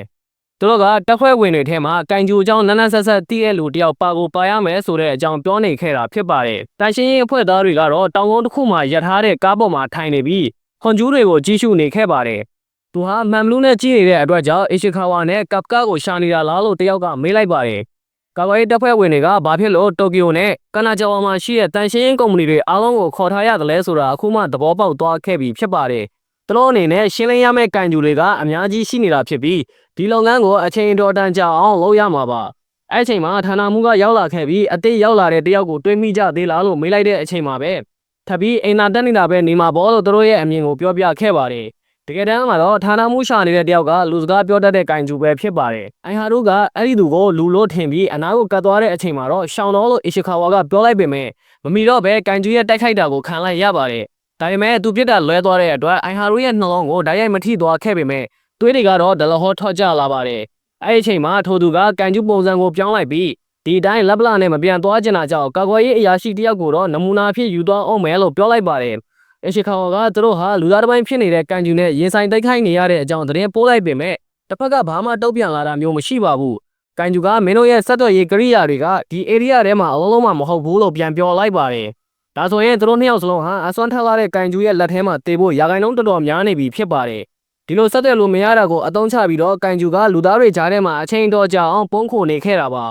ါအဲနောက်မှာသူဟာအီရှီခါဝါကိုလည်းဇက်တိုက်ပြစ်ခတ်နေတဲ့အတွက်ကြောင့်သူဝတ်ထားတဲ့အကာအကွယ်ဝတ်စုံဟာလည်းပေါက်ထွက်ပြီးဒဏ်ရာရရှိသွားခဲ့ပါတယ်ဒါပေမဲ့ပြစ်ချက်အချို့ကိုအီရှီခါဝါကရှောင်တိုင်းနိုင်ခဲ့တာကြောင့်မင်းမြင်နေရတာမဟုတ်လားလို့ကန်ဂျူကိုမင်းနေခဲ့ပါတယ်တကယ်တော့ဒါဟာအဲ့ဒီကန်ဂျူနဲ့ပထမဦးဆုံးစုံတွေ့ခဲ့ဘူးတဲ့ရှင်နိုမီယာကသူမရဲ့အတွေ့အကြုံကိုမျှဝေထားခဲ့တာဖြစ်ပြီးပထမဦးဆုံးသူနဲ့ရင်ဆိုင်တွေ့နေရတဲ့သူဟာလည်းဒီတသက်တော်ကမော်ပညာတွေတက်နေတယ်လို့ထင်နိုင်ပေမဲ့သူ့လက်ချောင်းကိုတေချာကြည့်မယ်ဆိုရင်တိုက်ခိုက်ဖို့ပြင်ဆင်နေတာကိုတွေးနိုင်တယ်လို့ပြောပြခဲ့ပါတယ်ပြီးတော့သူကအဆိုပါကန်မြူတွေကိုလှုပ်ရှားမှုနေကွေသွားစေတဲ့ကြီးစံနဲ့ပစ်လိုက်ပြီးအိုင်ဟာရူကိုတော့ဒီနေရာကနေအမြန်ဆုံးထွက်သွားပြီးစစ်ကူတွေခေါ်လာဖို့ပြောလိုက်ပါတယ် အိုင်ဟာတို့ထွက်ပြေးသွားတဲ့အချိန်မှာတော့ကန်ဂျူကသူနဲ့တဖြည်းဖြည်းနီးကပ်လာပြီးဖြစ်ပြီးသူ့ရဲ့အတွေးထဲမှာတော့အရန်ကိုကြောင်းရွံ့နေခဲ့ပါပြီအဖွဲ့ထဲမှာအတော်ဆုံးဆိုတဲ့ရှနိုမီယာတောင်ဒီသတ္တဝါကြီးကိုရှင်းပြဖို့အခွင့်အရေးမရှိခဲ့ပါဘူးဒါပေမဲ့သူဖြစ်ချင်တဲ့ကာကွယ်ရေးအရာရှိဆိုတာကကပ်ကာလို့ကိုကျိုးကိုမငဲ့ပဲသူတစ်ပါးအတွက်အနစ်နာခံနိုင်တဲ့သူမျိုးဖြစ်ပါတယ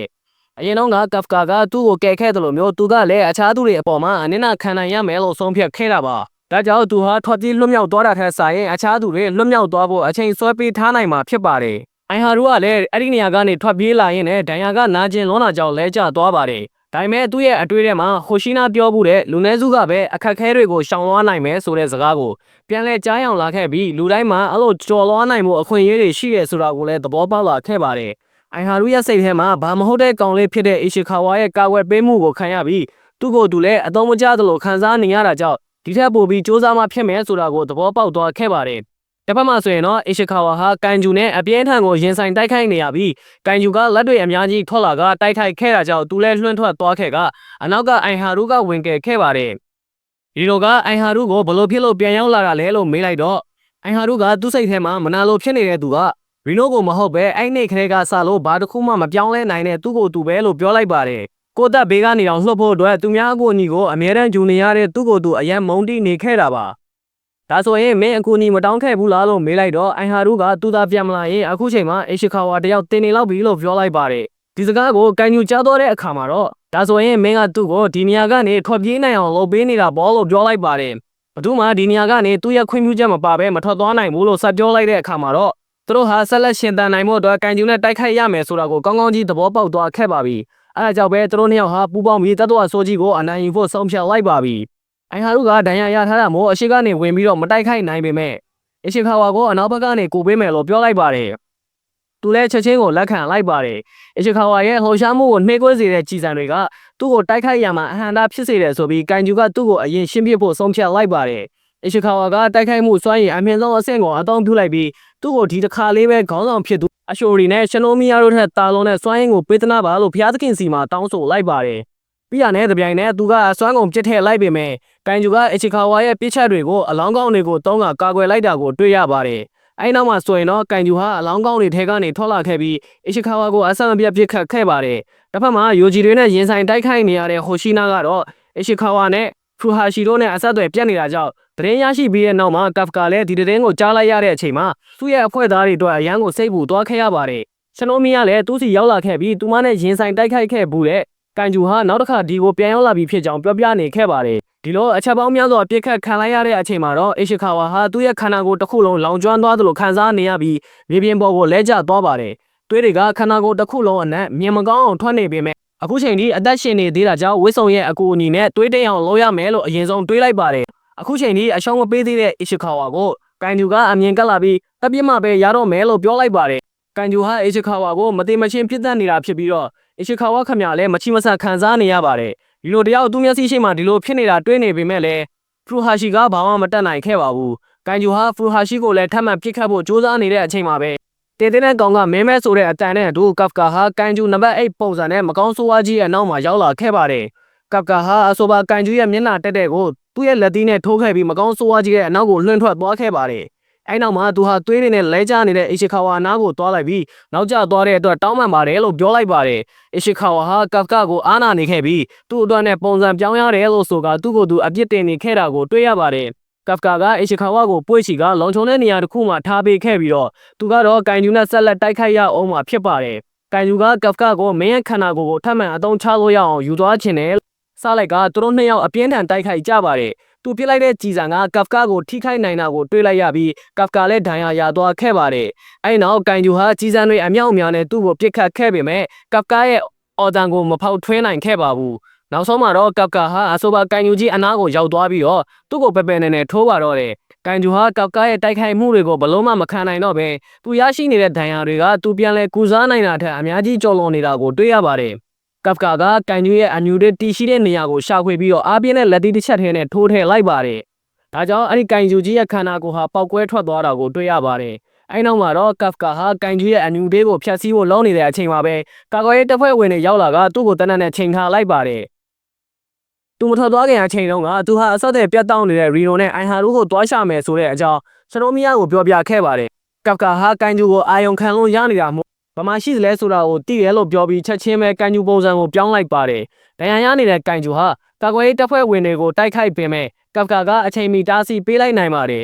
အဲ့နောက်မှာတော့သူဟာကန်ဂျူကြီးကိုလှုပ်ပေးလိုက်ရပေမဲ့သူကယ်ဆယ်ရမယ့်သူတွေကိုတော့အသက်အန္တရာယ်မဖြစ်အောင်ကယ်ဆယ်ပေးနိုင်ခဲ့တဲ့အတွက်သူ့ဖို့သူကျေနပ်နေတာတွေ့ရပါတယ်တာဝန်လည်းပြီးဆုံးသွားပြီဖြစ်တဲ့အတွက်ကြောင့်ကပ်ကာဟာအဆောက်အုံရဲ့လူညင်နိုင်တဲ့တနေရာကိုဝင်ပြီးတော့ပုံစံပြောင်းဖို့အတွက်စ조사ခဲ့ပေမဲ့ကံကောင်းစွာနဲ့ပဲအဲ့ဒီနေရာမှာဟိုရှိနာရှိနေခဲ့တာကိုတွေ့ရပါတယ်။ဖူတက်ချုပ်ဟိုရှိနာကကန်ယုံနံပါတ်8ကိုဖြစ်စေတဲ့အကြောင်းသူ့ရဲ့တပ်ဖွဲ့ဝင်တွေစီကိုသတင်းပို့လိုက်ပြီးတော့ကပ်ကာကိုလည်းအစွမ်းကုန်တိုက်ခိုက်ပါတော့တယ်။ကပ်ကာဟိုရှိနာရဲ့တိုက်ခိုက်မှုတွေကိုအသေးအံရှောင်တိန်နေရပြီးတော့ခေါင်းဆောင်ကလည်းသူ့ကိုမတက်ညပေးတာကိုတွေ့ရပါတယ်။နောက်ဆုံးမှဆိုရင်တော့ဟိုရှိနာကစွမ်းရည်အမြင့်ဆုံးဖြစ်တဲ့အန်ဒူပါဆန်ကိုအတုံးချလိုက်ပြီးတော့ကပ်ကာကိုတိုက်ခိုက်ဖို့အတွက်ပြင်ဆင်လိုက်တဲ့အချိန်မှာပဲအပိုင်း9ဟာလည်းပြီးဆုံးသွားခဲ့ရပြီဖြစ်ပါတယ်။အပိုင်းရှိရဲ့ဆက်မှာဆိုရင်တော့ကန်ယူပုံစံပြောင်းနေတဲ့ကပ်ကာကိုတဲကြီးမဲကြီးနဲ့လိုက်လံတိုက်ခိုက်နေတဲ့ဟိုရှိနာကိုတွေးကြရမှာပဲဖြစ်ပါတယ်ဒုတက်ချောဟိုရှိနာကိုလက်သီးသုံးပြီးပြန်လည်တိုက်ခိုက်ဖို့ဆိုတာမဖြစ်နိုင်တဲ့ကိစ္စမို့လို့ကပ်ကာတယောက်ဘာလို့မှမသိတော့ပါဘူးအဲ့ဒီအချိန်မှာပဲသူကဟိုရှိနာရဲ့ဓာချက်တွေကြောင့်ဒဏ်ရာရသွားတဲ့အခါမှာတော့သူဘာမှမလုပ်ပဲဒီတိုင်းနေရင်အသက်ဘေးကနေလွတ်မြောက်နိုင်မှာမဟုတ်ဘူးဆိုတာကိုသဘောပေါက်သွားခဲ့ရပါတယ်အဲ့ဒါကြောင့်ဟိုရှိနာရဲ့ဓာချက်တွေကိုအသေးအံရှောင်တိန်နေခဲ့ရပြီးဟိုရှိနာကလည်းသူ့ကိုလုံးဝအလုံးမပေးပဲလိုက်လံတိုက်ခိုက်နေခဲ့ပါတယ်ဟိုရှိနာရဲ့မြန်ဆန်လုံးထားတဲ့ဓာတ်ချက်တွေအောက်မှာကပ်ကာကလည်းဒဏ်ရာတွေတစ်ခုပြီးတစ်ခုဇက်တိုက်ရနေခဲ့ပါပြီ။ကပ်ကာကကန်ဂရိုရဲ့လှော်ရှားမှုတွေကိုမြင်လိုက်ရတဲ့အခါမှာအယမ်းမိုက်တယ်လို့ထင်ထားခဲ့ရတာဖြစ်ပြီးဟိုရှိနာကတော့သူမထက်အများကြီးပို့ပြီးတော့လျင်မြန်တွက်လက်နေခဲ့တယ်ဆိုတာကိုသူသိလိုက်ရပါတယ်။ဟိုရှိနာရဲ့လှော်ရှားမှုတွေဟာလူသားတစ်ယောက်နဲ့တောင်မတူနေခဲ့ပါဘူး။နောက်ဆုံးတစ်ချက်မှဆိုရင်ဟိုရှိနာကကပ်ကာရဲ့ရင်မနေရာကိုခုတ်ဖြတ်နိုင်သွားခဲ့ကအထက်ကသူ့ရဲ့အမြူတွေးကိုပါမြင်သွားခဲ့ရပါပြီ။ဟိုရှိနာတရားဘလောက်ပဲတော့ကပ်ကာကလည်းလူသားတစ်ယောက်ရဲ့ခန္ဓာကိုယ်မျိုးမဟုတ်တာကြောင့်ရရှိထားတဲ့ဒဏ်ရာမှန်သမျှကလည်းအကောင်ကျသွားခဲ့ပါပြီ။အခုလိုပြန်လဲကုသနိုင်ပေမဲ့ဒီဖြစ်စဉ်ကသူ့ကိုအားတွေအများကြီးရော်သားစေတဲ့အတွက်ခဏထိခိုက်ခံနေလို့တော့မရပါဘူး။ဟိုရှိနာကလည်းသူ့ကိုတကယ်မတိုက်ခိုက်ပဲရှောင်တိန်နေတဲ့အတွက်ကပ်ကာကိုစိတ်တူလာပါပြီ။ဒါကခလေးကစားနေတာမဟုတ်ဘူးလို့ပြောလိုက်ပြီးသူ့ရဲ့အချိန်ကိုပုံမြင့်တင်ကတိုက်ခိုက်ပါတော့တယ်။ဟိုရှိနာတွက်လိုက်တာကတော့အနည်းဆုံးကပ်ကာရဲ့စိတ်စွမ်းရည်က 8.0 အထိရှိနေမှာဖြစ်ပြီးတော့ဒီလောက်စွမ်းရည်ရှိတယ်ဆိုရင်ဒိုင်ကာဂျူဖြစ်မှာပဲလို့ခံမှန်းလိုက်ပါတယ်။ဒါပေမဲ့တိုက်ခိုက်မှုမှာတစ်ခုမူမှန်တယ်လို့ခံစားနေရပြီးတော့ဘာကြောင့်မှမသိသူ့ကိုပြန်လဲမတိုက်ခိုက်တာကိုမကျေနပ်နေခဲ့ပါဘူး။အဲ့အချိန်မှာပဲဟိုရှိနာရဲ့မမြင်ရတဲ့ခုတ်ချက်တွေကိုကပ်ကာကမရှောင်တိန်နိုင်တော့ပဲနောက်ဆုံးတစ်ချက်အခုမှဒါကသူ့ရဲ့အမျိုးရင်းနေရာကိုစိုက်သွားပေမဲ့ကတိလေးလွဲသွားခဲ့ပါတယ်။ခုတ်ချက်ကအရင်ကထပ်ပို့ပြီးတော့အားပါပြင်းထန်သွားပေမဲ့ဒါကကပ်ကာရဲ့ခန္ဓာကိုယ်ထဲမှာညှက်နေတဲ့အတွက်ကြောင့်အလဲတကူပြန်ပြီးဆွဲထုတ်လို့မရခဲ့ပါဘူး။ကပ်ကာကဟိုရှိနာကိုတွန်းထုတ်လိုက်ပြီးချက်ချင်းပဲထွက်ပြေးပြောက်ွယ်သွားခဲ့ပါတယ်။ဟိုရှိနာလည်းသူ့လက်ထဲကနေကန်ယူနံပါတ်8လွတ်မြောက်သွားတဲ့အတွက်သူ့ကိုယ်သူအပြစ်တင်နေခဲ့ပါပြီ။ဒီအကြောင်းကိုခေါင်းဆောင်ဖြစ်သူအရှိုရီစီကိုသတင်းပို့လိုက်တဲ့အခါမှာတော့ဒီအကြောင်းတွေကိုခေါင်းဆောင်ဖြစ်တဲ့အရှိုရီစီကိုသတင်းပို့လိုက်တဲ့အခါမှာတော့တပ်ဖွဲ့တစ်ခုလုံးကဒီသတင်းကိုကြားသိသွားခဲ့ရပါပြီ။သူမနှိမ်နှင်းခဲ့တဲ့ယိုဂျီကောင်ကြီးဝေါ်ထိုင်ကရှနိုမီယာတယောက်ကန်ယူနံပါတ်8ဖြစ်တဲ့ကပ်ကာအကြောင်းကိုစဉ်းစားနေခဲ့ပါတယ်။တစ်ဆက်တည်းမှာပဲကပ်ကာရဲ့တိုက်ခိုက်ပုံတွေကိုပြန်လည်မြင်အောင်လာခဲ့ပြီးတော့အများအကျိုးအတွက်ကိုယ့်အကျိုးကိုဆုံးလောလိုက်တဲ့သူဆိုတာကိုလည်းသူကောင်းသဘောပေါက်သွားခဲ့ပါတယ်။ဒါပေမဲ့တန်ယူဖြစ်နေတဲ့သူ့ကိုယုံကြည်လို့ရပါမလားဆိုပြီးတော့လည်းတွေးနေခဲ့ပါသေးတယ်။အဲ့ဒီချိန်မှာပဲသူမအနာကိုကပ်ကာကပြန်ရောက်လာခဲ့ပြီးစိတ်ပူအောင်လုပ်မိတဲ့အတွက်တောင်းပန်ပါတယ်လို့ပြောလိုက်ပါတယ်။ရှနိုမီယာလည်းဘာပြန်ပြောရမှန်းမသိပဲစိတ်မပူပါဘူးလို့ပြောလိုက်တဲ့အချိန်မှာပဲဒဏ်ရာတွေရထားတဲ့ကပ်ကာကလဲကျတော့မှမို့သူမကသွားကူလိုက်ရပါပြီ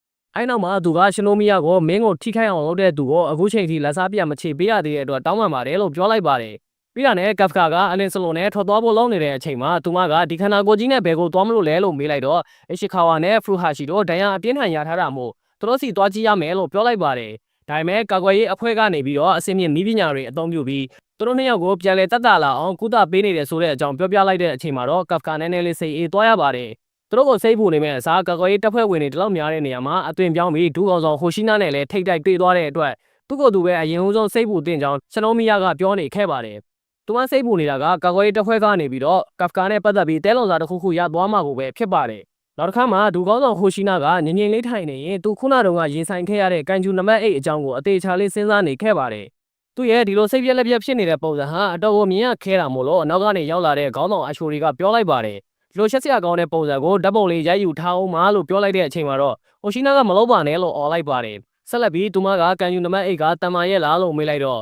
သူကဒိုင်ကာဂျူဖြစ်မယ်လို့ထင်ကြောင်းလွန်ခဲ့တဲ့9နှစ်ခရဲကဒီလိုအကောင်မျိုးမပေါ်လာတာကတော်တော်လေးကြာပြီဖြစ်ကြောင်းနဲ့ကံကောင်းတော်တစ်ခုကကန်ယူနံပါတ်8ကြောင့်ဒဏ်ရာရတော့တဲ့လူအခုချိန်ထိမရှိသေးကြောင်းပြောပြလိုက်ပြီးသူ့ရဲ့စိတ်ထဲမှာလည်းအခုနတော့ကတိုက်ခိုက်တဲ့အချိန်မှာသူ့ကိုထိခိုက်အောင်မလုပ်ဘဲသူ့ရဲ့လက်နက်ကိုသာတိုက်ခိုက်ခဲ့တဲ့အတွက်တခုခုတော့ထူးဆန်းနေပါတယ်ပြီးတော့သူ့ရဲ့လှုပ်ရှားမှုတွေကကန်ယူတစ်ကောင်ထက် တရားရောက်ရဲ့လှုပ်ရှားမှုနဲ့ပိုပြီးတူနေတယ်ဆိုတာကိုလည်းသတိထားမိသွားခဲ့ပါတယ်သူကဘယ်လိုမျိုးကန်ကျူပဲဖြစ်ဖြစ်တုတ်တင်ရှင်းလင်းရမှာကငါတို့ရဲ့တာဝန်ပဲလို့အရှိုရီကပြောကဟိုရှိနာကိုလည်းအနားယူခိုင်းခဲ့ပါတယ်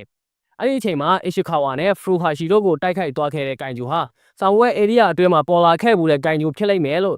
အိုင်ဟာတို့ကအရေးတကြီးနဲ့သတင်းပို့လာခဲ့ပါတယ်သူတို့အားလုံးတည်ထားတာတော့ဒီကောင်ကလူသားအသွင်မြင်တဲ့အသိဉာဏ်ရှိတာဆိုတာပါပဲတရက်မှာဖနှမပါတဲ့လူတယောက်ကဥမေလှိုင်ကောင်းအနားမှာတရွေ့ရွေ့နဲ့လမ်းလျှောက်လာခဲ့ပါတယ်လမ်းမလေကောင်မှာတက်ပြီးတော့ရှောင်းနေတဲ့အတွက်ကြောင့်အနောက်ကနေလာတဲ့ကားတစ်စီးကလည်းဟွန်ဒီကသူ့ကိုလမ်းဖယ်ခိုင်းလိုက်ပါတယ်ဒါပေမဲ့သူကမဖယ်ပေးတဲ့အတွက်ကားမောင်းတဲ့သူကကားပေါ်ကနေဆင်းလာကမင်းနာကန်းနေလားလို့မေးလိုက်ပါတယ်ပြီးတော့သူကစကားတစ်ခေါက်မှမပြောဘဲကားမောင်းတဲ့သူရှိကိုရှောက်လာခဲ့ပြီးကန်ယူပုံစံကိုရုတ်တရက်ပြောင်းကကားမောင်းသမားလည်းအရန်ကိုလန်သွားခဲ့ပါတယ်အဲ့နောက်မှာတော့တတ်တော်ကြီးဟာကားမောင်းသူကိုစားပြစ်လိုက်ပြီးသူကကားကိုတမောင်းကရေဒီယိုကနေလာနေတဲ့ကန်ယူသတင်းကိုနားထောင်နေခဲ့ပါတယ်အဲ့နောက်မှာသူဟာဒီခန္ဓာကိုယ်ကြီးနဲ့အသားကျသွားတဲ့အထိဇက်တိုက်ပုံးနေရမှာလို့ဆုံးဖြတ်လိုက်ပါတယ်အဲ့နောက်မှာသူဟာဒီခန္ဓာကိုယ်ကြီးနဲ့အသားကျသွားတဲ့အထိဇက်တိုက်ပုံးနေရမယ်လို့ဆုံးဖြတ်လိုက်ပါတယ်ဒဏ်ရာတွေအပြင်းထန်ရထားတဲ့အတွက်ကြောင့်ဆေးရုံတက်နေရတဲ့ရီနိုဟာသတိရလာတဲ့အခါသူ့ရဲ့ဘေးမှာကပ်ကာနဲ့ရှလိုမီယာရှိနေခဲ့ကြတာကိုတွေ့လိုက်ရပါတယ်ကပ်ကာကိုမြင်ရတဲ့အခါမှာအဆင်ပြေပြေရှိနေလို့တော်ပါသေးတယ်လို့ပြောလိုက်ပါတယ်ပြီးတော့သူတို့နှစ်ယောက်လုံးကိုကယ်တင်ပေးခဲ့တဲ့အတွက်ကျေးဇူးတင်ကြောင်းပြောခဲ့ပြီးတစ်ဖက်ကမှာရှိနေတဲ့ဖရူဟာရှီကသူတို့ကိုကယ်တင်ပေးခဲ့တဲ့သူကကန်ယူနမတ်အိတ်မဟုတ်ဘူးလားလို့မေးလိုက်ပြီးသူ့ရဲ့အစွမ်းတွေကိုသဘောကျနေခဲ့တာပါရှလိုမီယာကတော့အနေထိုင်မစင်ကျင်တဲ့ကပ်ကာကိုရိုက်နေခဲ့ပါတယ်အရှိခါဝါနဲ့ဖရူဟာရှီတို့နှစ်ယောက်ဆေးရုံကနေဆင်းလာတော့ကာကွယ်ရေးတပ်ဖွဲ့ကသူတို့ကိုအကုန်ပြုတ်ပွဲပြုလုပ်ပေးခဲ့ပါတယ်။အဲ့ဒီပွဲမှာအေစစ်အဆင့်ရှိတဲ့အမဲသားနဲ့အထူးအခန့်ခဲ့ပြီးတော့ဒါတွေအားလုံးဟာ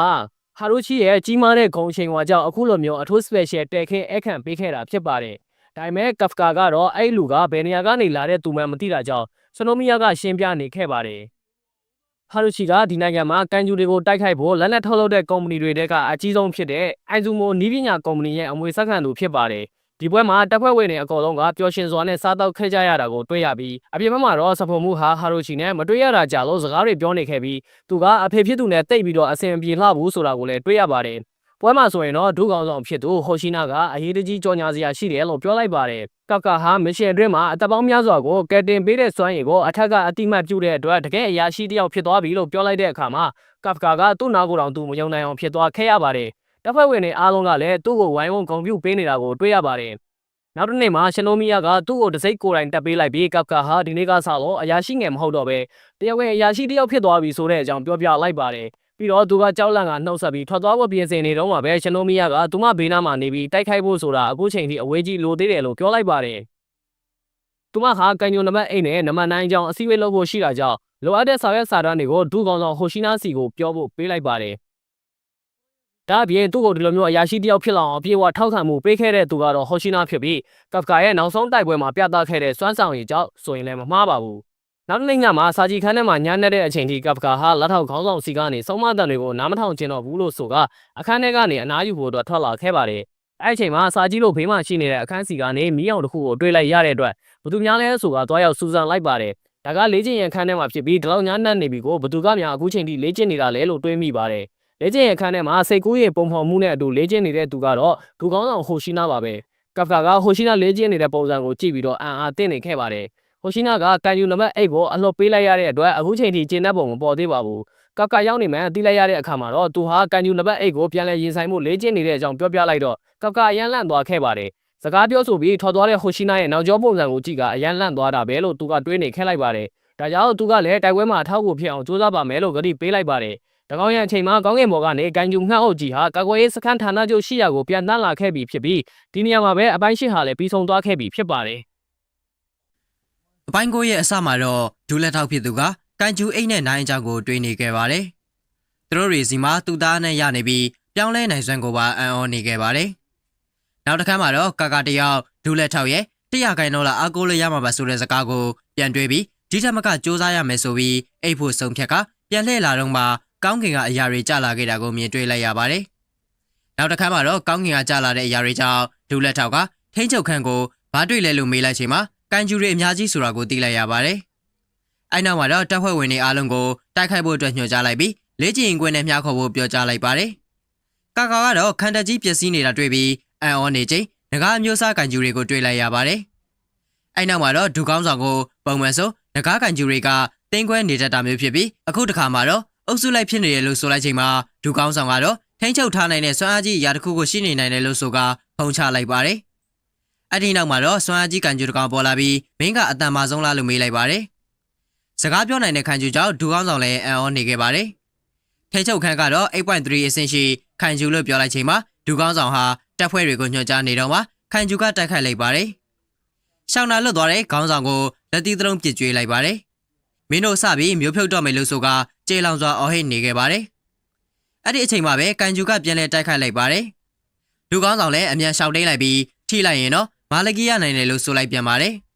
ပြန်လဲတိုက်ခိုက်လိုက်ပြီးဒီကောင်ကကန်ကျူအိတ်ထက်တောင်မှပါတယ်လို့မှတ်ချက်ပေးလိုက်ပါတယ်တပ်ဖွဲ့တွေလည်းကန်ကျူတသဝါကိုပြစ်ခတ်နေပေမဲ့ဘာမှထိခိုက်မှုမရှိပဲတသဝါကြီးကမီးနဲ့ပြန်မှုတ်လိုက်ပါတယ်အဲ့ဒီနောက်မှာတော့ကာကာတယောက်သူ့တပ်ဖွဲ့တွေကိုရှေ့ကမတိုက်ဖို့ညွှန်ကြားနေခဲ့ပြီးရှေ့ပိုင်းကမာကျိုးတဲ့အတွက်နောက်ကျောကတိုက်ခိုက်ဖို့မှာကြားနေခဲ့ပါတယ်တပ်ဖွဲ့ဝင်တွေလည်းတသဝါကြီးကိုတိုက်ခိုက်ဖို့အတွက်နေရာယူခဲ့ကြပါတယ်ကန်ကျူတကောင်ကိုတိုက်ခိုက်နေတော့မှနောက်တစ်ကောင်ထပ်ရောက်လာလို့တိုက်ပတ်နေတော့မှပဲရှီနိုမီယာကနောက်ထပ်နီးလန်းရှိတယ်လို့ပြောလိုက်ပါတယ်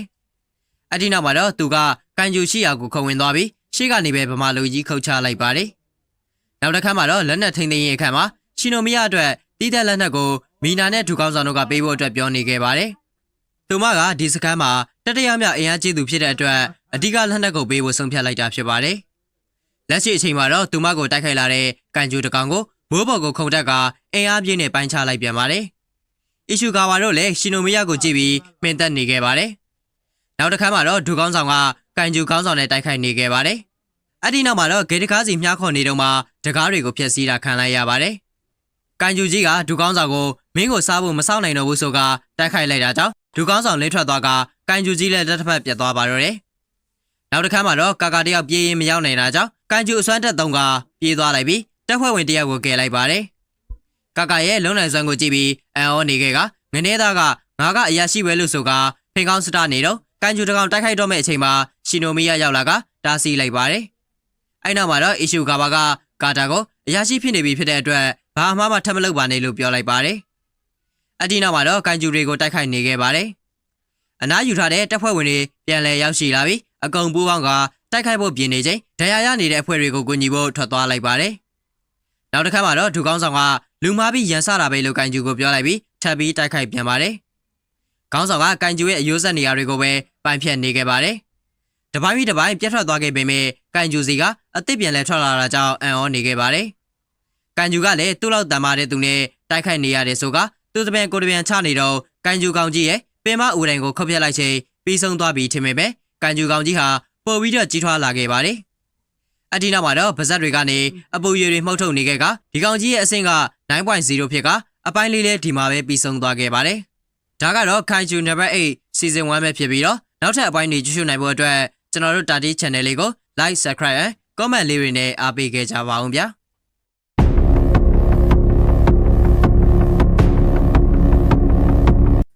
အပိုင်း30ဇလန်ရဲ့အစမှာတော့ကိုင်းကျူကောင်းဆောင်ကဒူကောင်းဆောင်ကိုမင်းရငါရဲ့သားကောင်ပဲဆိုကစတင်တိုက်ခိုက်လိုက်ပါတယ်ဒူကောင်းဆောင်ရဲ့အတွေ့အထဲမှာတော့တမ္မာလွန်နဲ့တိုက်ခိုက်ရတာပျော်မဲ့ပုံပဲလို့တွေးနေခဲ့ပါတယ်ဒီလိုနဲ့အပြန်လှန်တိုက်ခိုက်ရင်ကိုင်းကျူကောင်ရဲ့ပင်မဦးတိုင်ကိုခုံးမိလိုက်တဲ့အချိန်မှာတော့ပွဲပြီးသွားပြီလို့ထင်ပေမဲ့တကယ်တမ်းမှာတော့ကိုင်းကျူကောင်ဟာအရင်ကတည်းကအစာပေါင်းများစွာကြီးထွားလာခဲ့ပါတယ်အဒီနောက်မှာတော့ထိန်းချုပ်ရေးခန်းကနေ 9.0 ဆိုပြီးတော့ပြောလိုက်ပါတယ်နောက်တစ်ခါမှာတော့ထိန်းချုပ်ရေးခန်းကနေပြီးလက်ထောက်ကောင်းဆောင်ဟာဒီလောက်ကြီးမားတဲ့အကောင်ကိုမနိုင်နိုင်ဘူးလို့မှတ်ချက်ပေးနေခဲ့ပါတယ်အဲ့နောက်မှာတော့ကိုင်းကျူကောင်ကစတင်တိုက်ခိုက်လိုက်ပြီးဒူကောင်းဆောင်လည်းရှောင်ထွက်ကနံပါတ်3တံမြန်ခုတ်ချက်နဲ့ပိုင်းဖြတ်နေခဲ့ပေမဲ့ကိုင်းကျူကောင်တွေကမင်းလင်မြန်မှုကအလကားပဲလို့ပြောလိုက်ပါတယ်ဒူကောင်းဆောင်လည်းပြန်လည်တိုက်ခိုက်နေပြီးစိတ်ထဲမှာတော့သူ့ရဲ့ဓာတ်တွေကလုံးဝပိုင်းဖြတ်လို့မရဘူးဆိုတာကိုသိနေခဲ့ပါတယ်ဒါကြောင့်ပဲသူ့ကိုနောက်ကျောဘက်ကနေပင်မအူတိုင်ကိုချင်းကပ်ဖို့ဆုံးဖြတ်နေတော့မှထိချုပ်ခန်းကနေဒူကောင်းဆောင်ဆွမ်းအားသုံးဆမှုကျော်လွန်နေရကြောင်းပြန်ပေးလိုက်ဖို့အတွက်အတိပေးနေခဲ့ပါတယ်။အဲဒီနောက်မှာတော့ဒူကောင်းဆောင်ဟာလေကားတွေကနေပြေးတက်ကကိုင်းကျူကောင်ကိုတိုက်ခိုက်ဖို့ပြင်လိုက်တော့မှပဲတိုက်ခိုက်ခြင်းကိုခံလိုက်ရပြီးလွင့်ထွက်သွားပါတော့တယ်။မီဂိုတွေကြားထဲမှာတော့လက်ထောက်ကောင်းဆောင်ဟာအကန့်အသတ်ကျော်လွန်သွားတာဖြစ်တဲ့အတွက်စွမ်းရည်ထုတ်လုပ်မှုကိုပယ်ဖျက်နေပြီဖြစ်ပါတယ်။ထိချုပ်ရေးခန်းကတော့စိတ်ပူကအော်ဟစ်ကခေါ်နေခဲ့ပါတယ်။ဒါပေမဲ့အကြောတင်းတဲ့ခေါင်းဆောင်ကတော့တောက်ကွက်ပြောင်ကအသက်ရှင်နေပါသေးတယ်လို့ပြောလိုက်ပါတယ်။အကာရန်ကိုထိတ်ဆုံးထိတင်လာမို့ထရက်ကာတိုက်တိုင်လောက်ပဲရှိတယ်ဆိုကမတက်ထရဲလိုက်ပါတယ်။ကိုင်းကျူရှိရာကိုရှောင်းလန်းသွားပြီးဟိုရှိနာစတိုင်လေတုခုတ်ပိုင်းချက်ပြည့်ကိုင်းကျူကောင်ကိုခေါ်လိုက်ပေမဲ့အရာမထင်ခဲ့ပါဘူး။ တိုက်ခိုက်ပြီးပြေးသွားသောခေါင်းဆောင်တော်ကိုတိုက်ခိုက်လိုက်ပါတယ်။အဝေးသို့လွတ်ထွက်သွားကအတွေ့အထဲမှာတော့သူ့ရထားကအသုံးမဝင်တာကြောင့်တိုက်ခိုက်ရေးအဖွဲ့တွေကထွက်ဖို့ဖိအားပေးနေခဲ့တာကိုမြင်ရောက်နေပြီးဟိုစီနာတယောက်စိတ်ပြတ်နေခဲ့ပါတယ်။နောက်ဆုံးမှာတော့မီနာရှိတဲ့အဖွဲ့စီရောက်ရှိလာပြီးမီနာကတော့သူကဓာမကင်နေတာကြောင့်ဟိုစီနာကိုအဖွဲ့ဝင်ဖြစ်လက်ခံလိုက်ပါတယ်။လက်ရှိမှာတော့ဒူကောင်းဆောင်ဟာခန္ဓာကိုအသက်နဲ့ရင်မို့ဆုံးဖြတ်လိုက်ပြီးကိုင်းကျူကောင်ရဲ့ကိုဘော်ကိုတတ်သွားကဓာနဲ့အကြိမ်ကြိမ်ပိုက်ခုံနေခဲ့ပြီးတစ်ချီမှာတော့ကိုင်းကျူကောင်ဟာဒူကောင်းဆောင်ကိုလက်နဲ့ဖမ်းချုပ်လိုက်ပါတယ်။ဒီမြင်ကွက်ကိုကြည့်နေတဲ့ကကာကတော့ရွေးစရာမရှိတော့ဘူးဆိုကပြေးထွက်သွားခဲ့ပါတယ်။အီရှူကာဝါတယောက်ကတော့ကာကာကိုတားနေပေမဲ့ကာကာကတော့စိတ်ထဲကနေတောင်းပန်နေခဲ့ပါတယ်။ကိုင်းကျူအတွင်ပြောင်းနေတော့မှဒူကောင်းဆောင်ကတော့ကိုင်းကျူကောင်ကိုသူနိုင်တယ်လို့ဆိုကပောက်ကွဲတဲ့ထွက်ပေါ်လာကမီနာပါရောက်ရှိလာခဲ့ပါတယ်။အဲ့နောက်မှာတော့သူမရဲ့လက်နက်ကြီးပစ်လိုက်ကထိတ်ချုပ်ရေးခန်းကတော့ကိုင်းကျူကောင်ရဲ့ပင်မအူလိုက်တီနေရာကိုပြောကြားလိုက်ပါတယ်။အဲ့နောက်မှာတော့ဒူကောင်းဆောင်ကနောက်တစ်ပွဲနှွှဲရမယ်ဆိုကပြေးထွက်သွားခဲ့ပါတယ်။ကောင်းဆောင်ဖြစ်သူမီနာပြည့်ရလွယ်ကူအောင်လို့ဒူကောင်းဆောင်ကအာယုံလွှဲနေကြပဲဖြစ်ပါတယ်။ကိုင်းကျူကောင်ကတော့ခုတ်လိုက်တိုင်းမှာပြန်ကောင်းသွားတာမို့ဒူကောင်းဆောင်လည်းအံ့ဩခဲ့ပါတယ်။အဲ့နောက်မှာတော့ရှီနိုမီယာရောက်လာပြီးခုတ်လိုက်ပြန်ပေမဲ့ဘာမှအရာမထင်တာကြောင့်သူမလည်းအံ့ဩနေခဲ့ပြန်ပါတယ်။ဒူကောင်းဆောင်နဲ့ဒူကိုင်းကျူကောင်ကိုတိုက်ခတ်လိုက်ပြီးခေါင်းဆောင်မီနာကလည်းသူမရဲ့လက်နဲ့ပြစ်ခတ်တဲ့အချိန်မှာပင်မအူတိုင်းပေါ်လာခဲ့ပြီးတစ်ချိန်တည်းမှာပဲတပ်ဖွဲ့ဝင်တွေရောက်ရှိလာပြီးကိုင်းကျူကောင်ကိုတိုက်ခတ်လိုက်ကြပါတော့တယ်။ဒူကောင်းဆောင်ကကိုင်းကျူကောင်ကိုအနာမပေးနဲ့ဆိုကနေရာအနှံ့ကိုတိုက်ခတ်နေခဲ့ပါတယ်။မီနာကတော့စွမ်း96ရာခိုင်နှုန်းနဲ့ကိုင်းကျူကောင်ကိုပြစ်ခတ်လိုက်ချိန်မှာကိုင်းကျူကောင်လည်းတစားစီဖြစ်သွားကတပ်ဖွဲ့ဝင်တွေလည်းပျော်ရွှင်နေခဲ့ပါတယ်။နောက်တစ်ခါမှာတော့ကာကာတယောက်မျက်ရည်တွေဘူသီးလုံးလောက်ကျနေခဲ့ကငါလည်းတနေ့တော့သူတို့နဲ့အတူတူဂျင်ပေါင်တက်ပြီးရက်ရှင်တယ်လို့ဆိုကအီရှူကာဝါကိုရင်ဖွင့်နေခဲ့ပါတယ်။နောက်တစ်ခါမှာတော့ခေါင်းဆောင်မီနာတို့စကားပြောနေတော့မှပဲ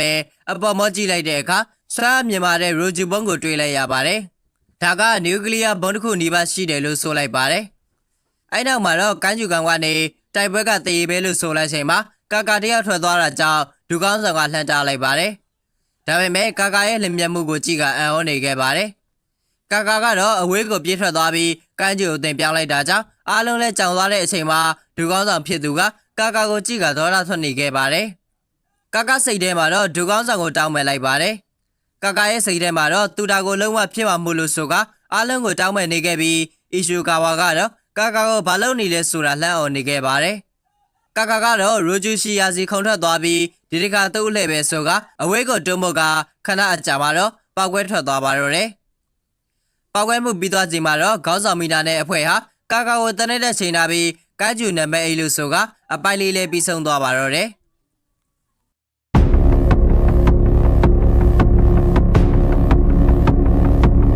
အပိုင်း7ရဲ့အစမှာတော့ကာကွယ်ရေးတပ်ဖွဲ့တွေမှာကိုင်းကျူတစ်ကောင်ရှိနေတယ်ဆိုတာမယုံနိုင်ဘူးလို့ပြောနေခဲ့ပါတယ်။ဒီကိစ္စကိုလှုပ်ဝက်ထားရမယ်ဆိုကနိုင်ငံတစ်ခုမှာတော့ကိုင်းကျူကနေလူသားအဖြစ်ပြောင်းနိုင်ဖို့စမ်းသပ်နေရလို့ဆိုလိုက်ပါတယ်။ခေါင်းဆောင်ဖြစ်သူကတော့တပ်ပစ်ပြီးလက်နက်အဖြစ်ပြောင်းလဲလိုက်မယ်လို့ဆိုခဲ့ပါတယ်။ဆုံးဖြတ်နေတာဟာအဖြစ်မထွက်လာတာကြောင့်ခေါ်လာပြီးဆုံးဖြတ်ဖို့အတွက်တိုင်ပင်လိုက်ပါတယ်။အနောက်မှာတော့ခိုင်းကျူရှိကိုလွှဲပြောင်းပေးဖို့တပ်ဖွဲ့3ကိုအမိန့်ပေးလိုက်ပါတယ်။နောက်တစ်ခါမှာတော့ကာကာကိုဖမ်းချုပ်ထားတာကိုတွေ့ရမှာပါ။ကာကာကတော့ရှီနိုမီယာပြောခဲ့မှုတဲ့စကားကိုပြန်စဉ်းစားနေခဲ့ပါတယ်။ခိုင်းကျူတကောင်ဟာတန်မာနေရဆိုရင်လက်နက်ပြုတ်လုပ်တဲ့နေရာမှာအသုံးပြုရဆိုတာပါပဲ။ကာကာကတော့မီနာနဲ့ညီဖို့နီးကပ်ခံနေမှာကွာဆိုပြီးညှဉ်းညူလိုက်ပါတယ်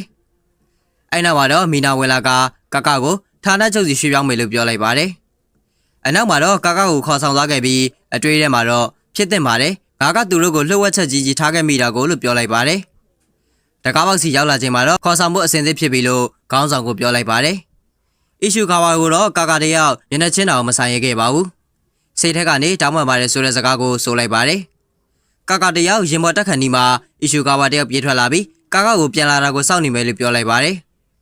အနောက်မှာတော့မီနာကတော့ဒီမှာဘာကင်မရာမှမတက်ထားဘူးပြောကသူ့ကိုကယ်ဖို့လှုပ်တုံးကတစ်ချက်လေးမှမတုတ်ဆုပ်ခဲ့ဘူး။ကိုင်းကျူဖြစ်တုံးကအံ့ဩသွားပေမဲ့သူ့စိတ်ထဲမှာတော့အဲ့ဒါကရှင်းပုံစံပဲလို့ပြောလိုက်ပါတယ်။မီနာကတော့အကူအညီဖြစ်စေမဲ့တပ်တွေနဲ့မှတ်တမ်းတွေကိုပို့ပေးထားပြီးလူသားတစ်ယောက်ဖြစ်ကြောင်းတပ်တွေပြနိုင်ရင်ရှင်းကုန်ကယ်တင်လို့ရနိုင်မယ်လို့ပြောလိုက်ပါတယ်။အဲ့နောက်မှာတော့ကာဝေးတပ်ဖွဲ့ရဲ့စီမံအရာသူ့ကိုခံတက်စီကိုရွှေ့ပြောင်းပေးမှာပဲဖြစ်ပါတယ်။ကာကတော့မင်းရဲ့ဘေးမှာရက်တည်နိုင်ဖို့အတွက်စူးစမ်းလို့ရသေးလားလို့ဆိုလိုက်ပါတယ်။မီနာကတော့အင်းလို့ဆိုကစောင့်မျှော်နေမယ်လို့ဆိုလိုက်ပါတယ်။နောက်တစ်ခါမှာတော့ထွက်သွားခဲ့တဲ့ရင်တန်းကိုကြည့်ကဒူကောင်းဆောင်နဲ့တပ်ဖွဲ့ဝင်တွေကအလေးပြုလိုက်ပါတယ်။ နောက်တစ်ခါမှာတော့ကာကွယ်ရေးတပ်ဖွဲ့ရဲ့ခန့်တက်ကိုပြထားပါတယ်ဂိတ်ဝ23ကနေ31ထိပိတ်ချထားလိုက်ပြီးကမ်းခြေနံပါတ်8ကိုထိန်းသိမ်းထားလိုက်ပါတယ်ရပောင်းမြတ်စွာကြာပြီးတဲ့နောက်မှာတော့တပ်ဖွဲ့ဝင်တွေလည်းငိုင်နေကြပြီးတယောက်ကတော့အဲ့ဖိုးကြီးကကမ်းခြေ8ဆိုတာဘသူကယုံမလေးလို့ထားအောင်လိုက်ကဘေးကရီနိုကိုပြောလိုက်ပါတယ်ဒါပေမဲ့ရီနိုကတော့နှုတ်ဆက်နေခဲ့ပါတယ်ဘေးကကောင်မလေးကတော့သူ့ကိုကမ်းခြေလက်ထက်ကနေကယ်တင်ပေးခဲ့တယ်လို့ဆိုလိုက်ပါတယ်အဲ့နောက်မှာတော့ရီနိုကတော့လူသားကနေကမ်းခြေပြောင်းသွားတာပေါ်သေးသေးမဟုတ်ဘူးလို့ဆိုလိုက်ပါတယ်ဒီကိစ္စကသူတို့ဝင်မပါနိုင်လောက်တဲ့အထိကြီးလေးတယ်လို့ဆိုလိုက်ပါတယ်နောက်တစ်ခါမှာတော့ဒူကောင်းဆောင်ကိုပျက်စီးနေတဲ့ရှင်တွေကိုဖယ်ရှားပြီးပြီဆိုကသတင်းပို့လိုက်ပါတယ်အဲ့နောက်မှာတော့ကာကာကိုသူဒီမှာရှိနေဖို့လိုအပ်တယ်လို့ဆိုလိုက်ပါတယ်သူနဲ့တိုက်ခိုက်တုန်းကခွန်အားပြည့်ကိုထုတ်သုံးခဲ့တာမဟုတ်တာကြောင့်နောက်တစ်ခါဆိုအမှန်ကန်တိုက်ခိုက်ပြစ်မယ်လို့ပြောလိုက်ပါတယ်နောက်တစ်ခါမှာတော့ရှီနိုမီယာတယောက်သူ့ဖေစီလာကကာကာကိုတုတ်သိမပြစ်ဖို့တောင်းဆိုနေခဲ့ပါတယ်သူ့အသက်ကိုကယ်ဖို့တာမို့စဉ်းစားပေးဖို့ပြောလိုက်ပါတယ်အဲ့နောက်မှာတော့အဖေဖြစ်သူကဓာတ်မှတ်ရိုက်ထားတာကိုပြလိုက်ပြီးနှလုံးကရှိနေပေမဲ့တကယ်ကပင်မအူတိုင်းလို့ဆိုလိုက်ပါတယ်နောက်ပြီးသူကလူသားမဟုတ်ဘူးကမ်းကျူပဲလို့ပြောကသူ့အမေကိုတတ်ခဲ့ဘူးတဲ့ကမ်းကျူနဲ့တမျိုးတည်းပဲလို့ပြောလိုက်ပါတယ်နောက်တစ်ခါမှာတော့ကာကာတယောက်စစ်ဆေးမှုတွေခဏခဏလုပ်နေရလို့စိတ်ညစ်နေကမှုရလေးနဲ့အိတ်ချင်နေပြီလို့ပြောလိုက်ပါတယ်နောက်တစ်ခါမှာတော့ခေါင်းဆောင်မီနာကတပ်ဖွဲ့ဝင်တွေကိုတခြားတပ်ဖွဲ့ကိုပြောင်းရွှေ့ဖို့အတွက်ပြောလိုက်ပါတယ်ခံတပ်ပြန်စီးတာကြောင့်ခဏတစ်ဖြုတ်ပြောင်းနေရမယ်လို့ဆိုလိုက်ပါတယ်အဖွဲ့တွေကတယောက်ကတော့ကာကာနဲ့နီးစပ်ပူတာမို့သူတို့ကိုဒီလိုမျိုးခွဲထုတ်ချင်တာလားလို့မေးလိုက်ပါတယ်နောက်ပြီးဒီလိုဆိုရင်တော့အမိတ်ကိုနာမခံနိုင်ဘူးလို့လည်းဆိုလိုက်ပါတယ်မီနာကတော့ရဲဘော်ရဲဘက်ကိုဂီယူဆိုင်တာဂုံယူစရာဆိုပေမဲ့အစီအစဉ်ကအရင်ကတည်းကချမှတ်ထားတယ်လို့ဆိုပါတယ်တပ်ဖွဲ့ဝင်တွေကတော့ညင်းနေကြပေမဲ့အီရှူခါဝါကတော့သူ့သွားမယ်လို့ပြောလိုက်ပါတယ်ဒါကြောင့်တပ်ဖွဲ့ဝင်တွေလည်းအံ့ဩကုန်ကြပါတယ်နောက်တစ်ခါမှာတော့မီနာပြောခဲ့တာကိုစဉ်းစားနေခဲ့ပြီးသူလူသားဖြစ်ကြောင်တက်သိပြဖို့လိုတယ်ဆိုတာသိလိုက်ပါတယ်အဲ့နောက်မှာတော့အထွေထွေဒိုင်တာရောက်ရှိလာတာကြောင့်ကာကာတယောက်လန်သွားခဲ့ပါတယ်ကာကာကတော့ဒိုင်တာကိုကျွန်တော်ကကမ်းကျူမဟုတ်ဘူးလို့ပြောလိုက်ပါတယ်ဒရိုက်တာကတော့ချုပ်ထားတာတွေကိုဖြည့်ပေးဖို့ပြောလိုက်တာကြောင့်ထိန်းချုပ်ခန်းကတော့ကမ်းကျူရှင်းဖို့လို့အနေအများတယ်လို့ပြောလိုက်ပါတယ်အဲ့နောက်မှာတော့သူသာကမ်းကျူအမျိုးအစားဆိုရင်ဒါကိုအသာလေးဖျက်ဆီးနိုင်တယ်လို့ပြောလိုက်ပြီးသူဒီမှာထိုင်နေတယ်ဆိုတာသူစိတ်ကရွေးချယ်ထားတာလို့ဆိုလိုက်ပါတယ်အဲ့နောက်မှာတော့ကာကာကတော့လူသားတယောက်ဆိုတာပြပြနေပေမဲ့ဒရိုက်တာကတော့ကာကာကိုတစ်ချက်ပြီးတစ်ချက်ပြစ်ခတ်လိုက်ပါတယ်အဲ့နောက်မှာတော့ဒရိုက်တာကအပေါ်ရန်ရေပြားနဲ့ကြည်စံကိုကာဝယ်နိုင်တဲ့သူကိုလူသားလို့မသတ်မှတ်ဘူးလို့ပြောလိုက်ပါတယ်ခဏနေမှာတော့လက်နက်တွေရောက်ရှိလာပြီးကာကာကိုရှင်းလင်းဖို့လုပ်ပါတော့တယ်ကာကာကတော့ပုံစံကိုပြေးကွာမပြောင်းမနဲ့လူသားဆိုတာတသိပြမယ်လို့ကြုံသွားလိုက်ပါတယ်အဲ့နောက်မှာတော့ကာကာကိုတိုက်ခတ်လိုက်ပြီးကာကာကတော့လက်တစ်ဖက်ပြတ်သွားခဲ့ပါတယ်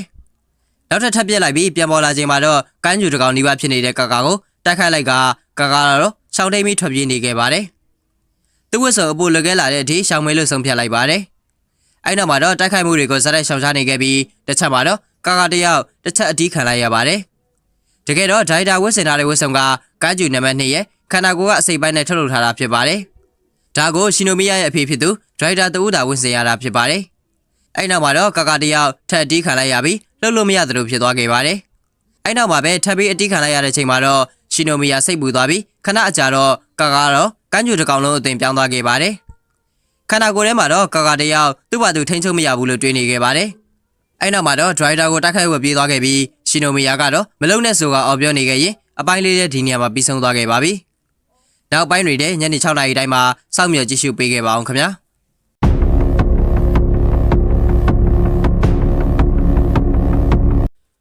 အပိုင်းစနေရဲ့အစမှာတော့အီရှူကာဘာကိုတယောက်ကကာကာကိုစိတ်မပူဘူးလားတခြားတစ်ဖွဲ့ကိုပြောင်းဖို့လက်ခံလိုက်တာနဲ့ပတ်သက်ပြီးမေးနေခဲ့ပါတယ်အီရှူကာဘာကတော့ပိုတန်မအောင်လှုပ်ချင်လို့ပြောလိုက်ပါတယ်နောက်ခေါက်တွေမှာကာကာကသူ့ကိုကာကွယ်တာမျိုးမဟုတ်ပဲသူကကာကာကိုကာကွယ်ချင်တာမျိုးဖြစ်ချင်တာလို့ပြောလိုက်ပါတယ်အဲ့နောက်မှာတော့အဖွဲသား3ဦးထပ်မံရောက်ရှိလာကဒီနေ့ကစီရင်ဆက်ချမဲ့နေလို့လည်းပြောလိုက်ပါတယ်နောက်တစ်ခါမှာတော့မီနာတယောက်ရှီနိုမီယာဒရိုက်တာစီအစီရင်ခံနေတာကိုတွေ့ရမှာပါကမ်းယူရှိကိုစစ်ဆေးလုပ်နေလို့ပြီးတဲ့အထိဆောင်ပေးဖို့ပြောလိုက်ပါတယ်အဲ့ဒီနောက်မှာဒရိုက်တာစီကာကာတယောက်ပြေးဝင်လာပြီးတိုက်ခိုက်ဖို့လုပ်နေချိန်ရှီနိုမီယာကတော့မလုံနဲ့ရှင်လူသားမဟုတ်ဘူးလားလို့ပြောလိုက်ပါတယ်ကာကာကတော့ဒရိုက်တာကိုထိုးချလိုက်ပါတယ်ဒရိုက်တာကတော့သူ့ရဲ့ခန္ဓာကိုယ်တော်မှာပျက်စီးသွားစေတဲ့တိုက်ကွက်မျိုးလို့တွေးနေကသူသာလူသားတယောက်လို့တွေးနေရင်နောင်တရစရာပဲလို့ပြောနေခဲ့ပါတယ်ကာကတော့အထက်မှာထိချုံမရဖြစ်နေပြီးအပြင်မှာတော့ကမ်းကျူကောင်ကတောင်ရန်ကိုတောင်းညံနေပါပြီဒရိုက်တာကိုစရိုက်ပြီးထိုးနေခဲ့ပါတယ်ဒရိုက်တာကတော့အကာရန်ကြောင့်သာမဟုတ်ရင်ချက်ချင်းရှော့ပါပဲလို့ပြောလိုက်ပါတယ်အဲ့ဒီနောက်မှာတော့တိုက်ခိုက်မှုပုံစံပြောင်းကတိုက်ခိုက်လိုက်ပြီးကာတယောက်နေရန်နဲ့ပြေးဆောင်ပါတော့တယ်ကာကတော့ဒီလိုတိုက်ခိုက်တာကတရားလွန်နေပြီမို့အသက်ရှင်နိုင်မှာမဟုတ်ဘူးလို့အော်နေခဲ့ပါတယ်ရှီနိုမီယာကတော့တိုက်ပွဲကိုကြည့်နေခဲ့ပြီးအန်အော်နေခဲ့ပါတယ် အဖွဲကောင်းဆောင်ကတော့သူသာတက်ချင်ရင်အစောကတည်းကတက်လိုက်လို့ရတာမဟုတ်အခုကကိုင်းကျူရှိကိုစမ်းသပ်ဖို့လုပ်နေရတာလို့ပြောနေခဲ့ပါတယ်ရှီနိုမီယာကတော့သူ့အဖေဟာကာကာကိုအသက်ရှင်ဖို့အခွင့်အရေးပေးနေတာလို့တွေးနေခဲ့ပါတယ်တစ်ဖက်မှာတော့အပြင်းထန်တိုက်ခိုက်နေကြပြီးတစ်ချက်ကတော့ဒရိုက်တာစီကိုထိသွားခဲ့ပါတယ်ကိုင်းကျူထဲမှာတော့ကာကာတယောက်ဒါကိုရပ်ပြစ်မှရမယ်လို့ပြောကအပြင်မှာတော့ဒရိုက်တာနဲ့ကိုင်းကျူကောင်ကဆက်လက်တိုက်ခိုက်နေခဲ့ပါတယ်နှစ်ဖက်လုံးရဲ့စွမ်းအားတွေကြောင့်ပတ်ဝန်းကျင်တစ်ခုလုံးလျှက်စီးရနေခဲ့ပြီးတစ်ချက်မှာတော့ကိုင်းကျူကောင်ဟာဒရိုက်တာကိုစွမ်းအားနဲ့ပြစ်လွှတ်လိုက်ပြီးလွင့်ထွက်သွားတဲ့ဒရိုက်တာကိုလက်နဲ့ကင်ကနေရန်နဲ့ဆောင်းလိုက်ပါတော့တယ်အဲ့ဒီနောက်မှာတော့ကာကာတယောက်အတွင်းထဲကနေရှီနိုမီယာကိုလှမ်းကြည့်ကမဖြစ်ဘူးလို့ဆိုကအပြင်မှာတော့ကိုင်းကျူကောင်ဟာဒရိုက်တာကိုမြေကြီးနဲ့ကြမ်းမြေကိုတစ်ချက်ချင်းဆောက်နေခဲ့ပါတယ်ရှီနိုမီယာကတော့ကိုင်းကျူကောင်ကိုတတ်ချင်ပေမဲ့ကာကာကိုယုံကြည်ခြင်းသေးရဲ့လို့ဆိုကကိုင်းကျူကောင်စီမှာအရှုံးမပေးနိုင်လို့လှမ်းအောင်လိုက်ပါတယ်ဒရိုက်တာကတော့မျောလင့်ထားပေမဲ့အခုတော့ရေစုံမျောပြီးထင်တယ်လို့ပြောလိုက်ပါတယ်ကာကာကတော့ကိုင်းကျူကောင်ရဲ့ဝမ်းမြေတာခံလိုက်ရပြီးအတွေ့အထဲမှာမီနာရောက်လာကသတိပြန်ဝင်လာပြီးကိုင်းကျူကောင်ကဒရိုက်တာကိုထိုးကန်နေမှာနောက်ကျောကနေသွေးတွေပန်းထွက်လာပါတော့တယ်အဲ့ဒီနောက်မှာတော့ကျွန်တော်ကကိုင်းကျူရှင်မဟုတ်တော့ဘူးကာကာလို့ဒရိုက်တာကိုပြောလိုက်ကလဲကျသွားပါတော့တယ်အဲ့ဒီနောက်မှာတော့လူသားဖြစ်ပြောင်းသွားတဲ့ကာကာကိုတက်ဖွဲ့ဝင်တွေဝိုင်းတာကဒရိုက်တာကတော့စေးအဖွဲ့ကိုချက်ချင်းခေါ်ခိုင်းလိုက်ပါတယ်နောက်တစ်ခါမှာတော့ကာကာရဲ့စစ်ဆေးမှုကပြီးဆုံးသွားပြီလို့ဆိုလိုက်ပါတယ်ခေါင်းဆောင်တွေကတော့ကာကာနဲ့မီနာတို့ဟာတူတီကိုရောက်မလာခင်ကတည်းကရင်းနှီးတယ်လို့ကြားထားတယ်မီနာကတော့ကာကာကိုအထူးတလဲဆက်ဆံတာမျိုးမရှိဘူးလို့ဆိုလိုက်ပါတယ်ဆောင်ဝဲဝဲစစ်ဆေးတာတွေမှာလည်းကြားခဲ့ပြီးဒူလက်ထောက်ရဲ့ထောက်ခံမှုကြောင့်ရွေးခံရတာလို့ဆိုလိုက်ပါတယ်မီနာကမင်းရဲ့ထွက်ဆိုချက်ကကိုင်းကျူရှိရဲ့ကံကြမ္မာကိုမပြောင်းလဲနိုင်ဘူးလို့ဆိုလိုက်ပါတယ်အဲ့ဒီနောက်မှာတော့မီနာဟာကာကာရဲ့တက်ဖွဲ့အတွင်းတိုက်ပွဲတွေမှာဆွမ်းဆောင်ရည်တွေကိုတင်ပြခဲ့ပါတယ်မီနာကတော့သူ့ဘလာပွဲကြာရှုံးခဲ့တိုက်ခိုက်ရေးဆွမ်းအားကတုံညာဖြစ်နေရင်တော့သူကလူတွေကိုကယ်တင်ဖို့ဘယ်တော့မှမရက်တက်ခဲ့ဘူးလို့ဆိုလိုက်ပါတယ်ကလေးလုံးကဘဝကိုပြန်လဲတွေးလိုက်ပြီးသူကလူသားအဆန်ဆုံးပဲဖြစ်ပြီးသူ့ကိုသူမရဲ့နှလုံးထဲကယုံကြည်တယ်လို့ဆိုလိုက်တာကြောင့်ခေါင်းဆောင်တွေနဲ့ပုဂ္ဂိုလ်ရေးအမြင်တွေကိုမေးနေရမှာမဟုတ်ဘူးလို့ဆိုလိုက်ပါတယ်ဘာမှမဟုတ်တဲ့နှလုံးသားကိုငါတို့ယုံလို့မရဘူးလို့ပြောနေခဲ့ပါတယ်အဲ့ဒီနောက်မှာတော့ဒရိုက်တာကမီနာကိုပြန်လွှတ်လိုက်ပြီးအဖွဲ့ဝင်တွေကတော့ဒရိုက်တာကိုကာကာကိုဖျက်ဆီးဖို့ခွင့်ပြုချက်တောင်းလိုက်ပါတယ်နောက်တစ်ခါမှာတော့ကာကာတယောက်ဂရေပေါ်မှာလှဲနေရကနေနိုးလာကဒရိုက်တာကိုတွေ့လိုက်တာကြောင့်လမ်းပြန်သွားခဲ့ပါတယ်အဲ့ဒီနောက်မှာတော့အသက်ရှင်နေသေးတယ်ဆိုတော့လူသားပြက်လက်ခံလိုက်တာလားလို့မေးလိုက်ပါတယ်ဒရိုက်တာကတော့ကောင်စီကဘယ်လိုဆုံးဖြတ်ချက်ချမလဲဆိုတာကိုပြောပြမေးလို့ဆိုလိုက်ပါတယ်မင်းကကိုင်းကျူပဲအနေကောင်ဟုတ်မဟုတ်ဆိုတာနောက်မှပဲဆုံးဖြတ်မယ်ကောင်စီဆွေးနွေးပွဲမှာတော့ဒရိုက်တာကသူ့ကိုလက်နဲ့အဖြစ်မပြောင်းနိုင်ဘူးလို့ဆိုလိုက်ကအအဖွဲ့ဝင်တွေကအပြင်းထန်ညှင်းဆန်ကြပါတော့တယ်ဒရိုက်တာကတော့ဆွေးနွေးခန်းကအကြောင်းအရာတွေကိုပြောပြနေခဲ့ပြီးအဖွဲ့ဝင်တွေကတော့ဒါကိုလက်မခံတဲ့အတွက်မင်းသာအသက်ရှင်နေရင်ထိုက်တန်ကြောင်တက်သေးပြပါလို့ဆိုလိုက်ပါတယ်ကာကာကတော့သူ့ကိုသူ့အရာရှိတယောက်ဖြစ်သတ်မှတ်တုံးလို့ဆိုလိုက်ပြီးဒရိုက်တာလည်းတေချာပါသတ်မှတ်လာစီရမယ်လို့ဆိုလိုက်ကကိုင်းကျူနံပါတ်8 season 1ကလည်းဒီမှာတွေပြီးဆုံးသွားပါတော့တယ်နောက်တဲ့ season 2ကိုဆက်လက် recap ပြုလုပ်ပေးသွားမှာမို့စောင့်မျှော်ကြည့်ရှုပေးကြပါဦးတင်ပြဗီဒီယိုတိုင်းမှာလည်းဒီတိုင်းလေးပဲကြည့်မနေပဲ like and subscribe လုပ်ထားခဲ့ပြီး comment လေးတွေမှတ်သွားခဲ့ပေးပါအောင်ဗျာဒါမှသာ channel ကများများ reach ရောက်မှာဖြစ်ပြီး recap ပြုလုပ်ပေးဖို့ပုံမအားရရှိလာမှာမို့ကြည့်ရှုပေးတဲ့တယောက်ချင်းစီတိုင်းကိုကျေးဇူးအထူးတင်ရှိပါရခင်ဗျာ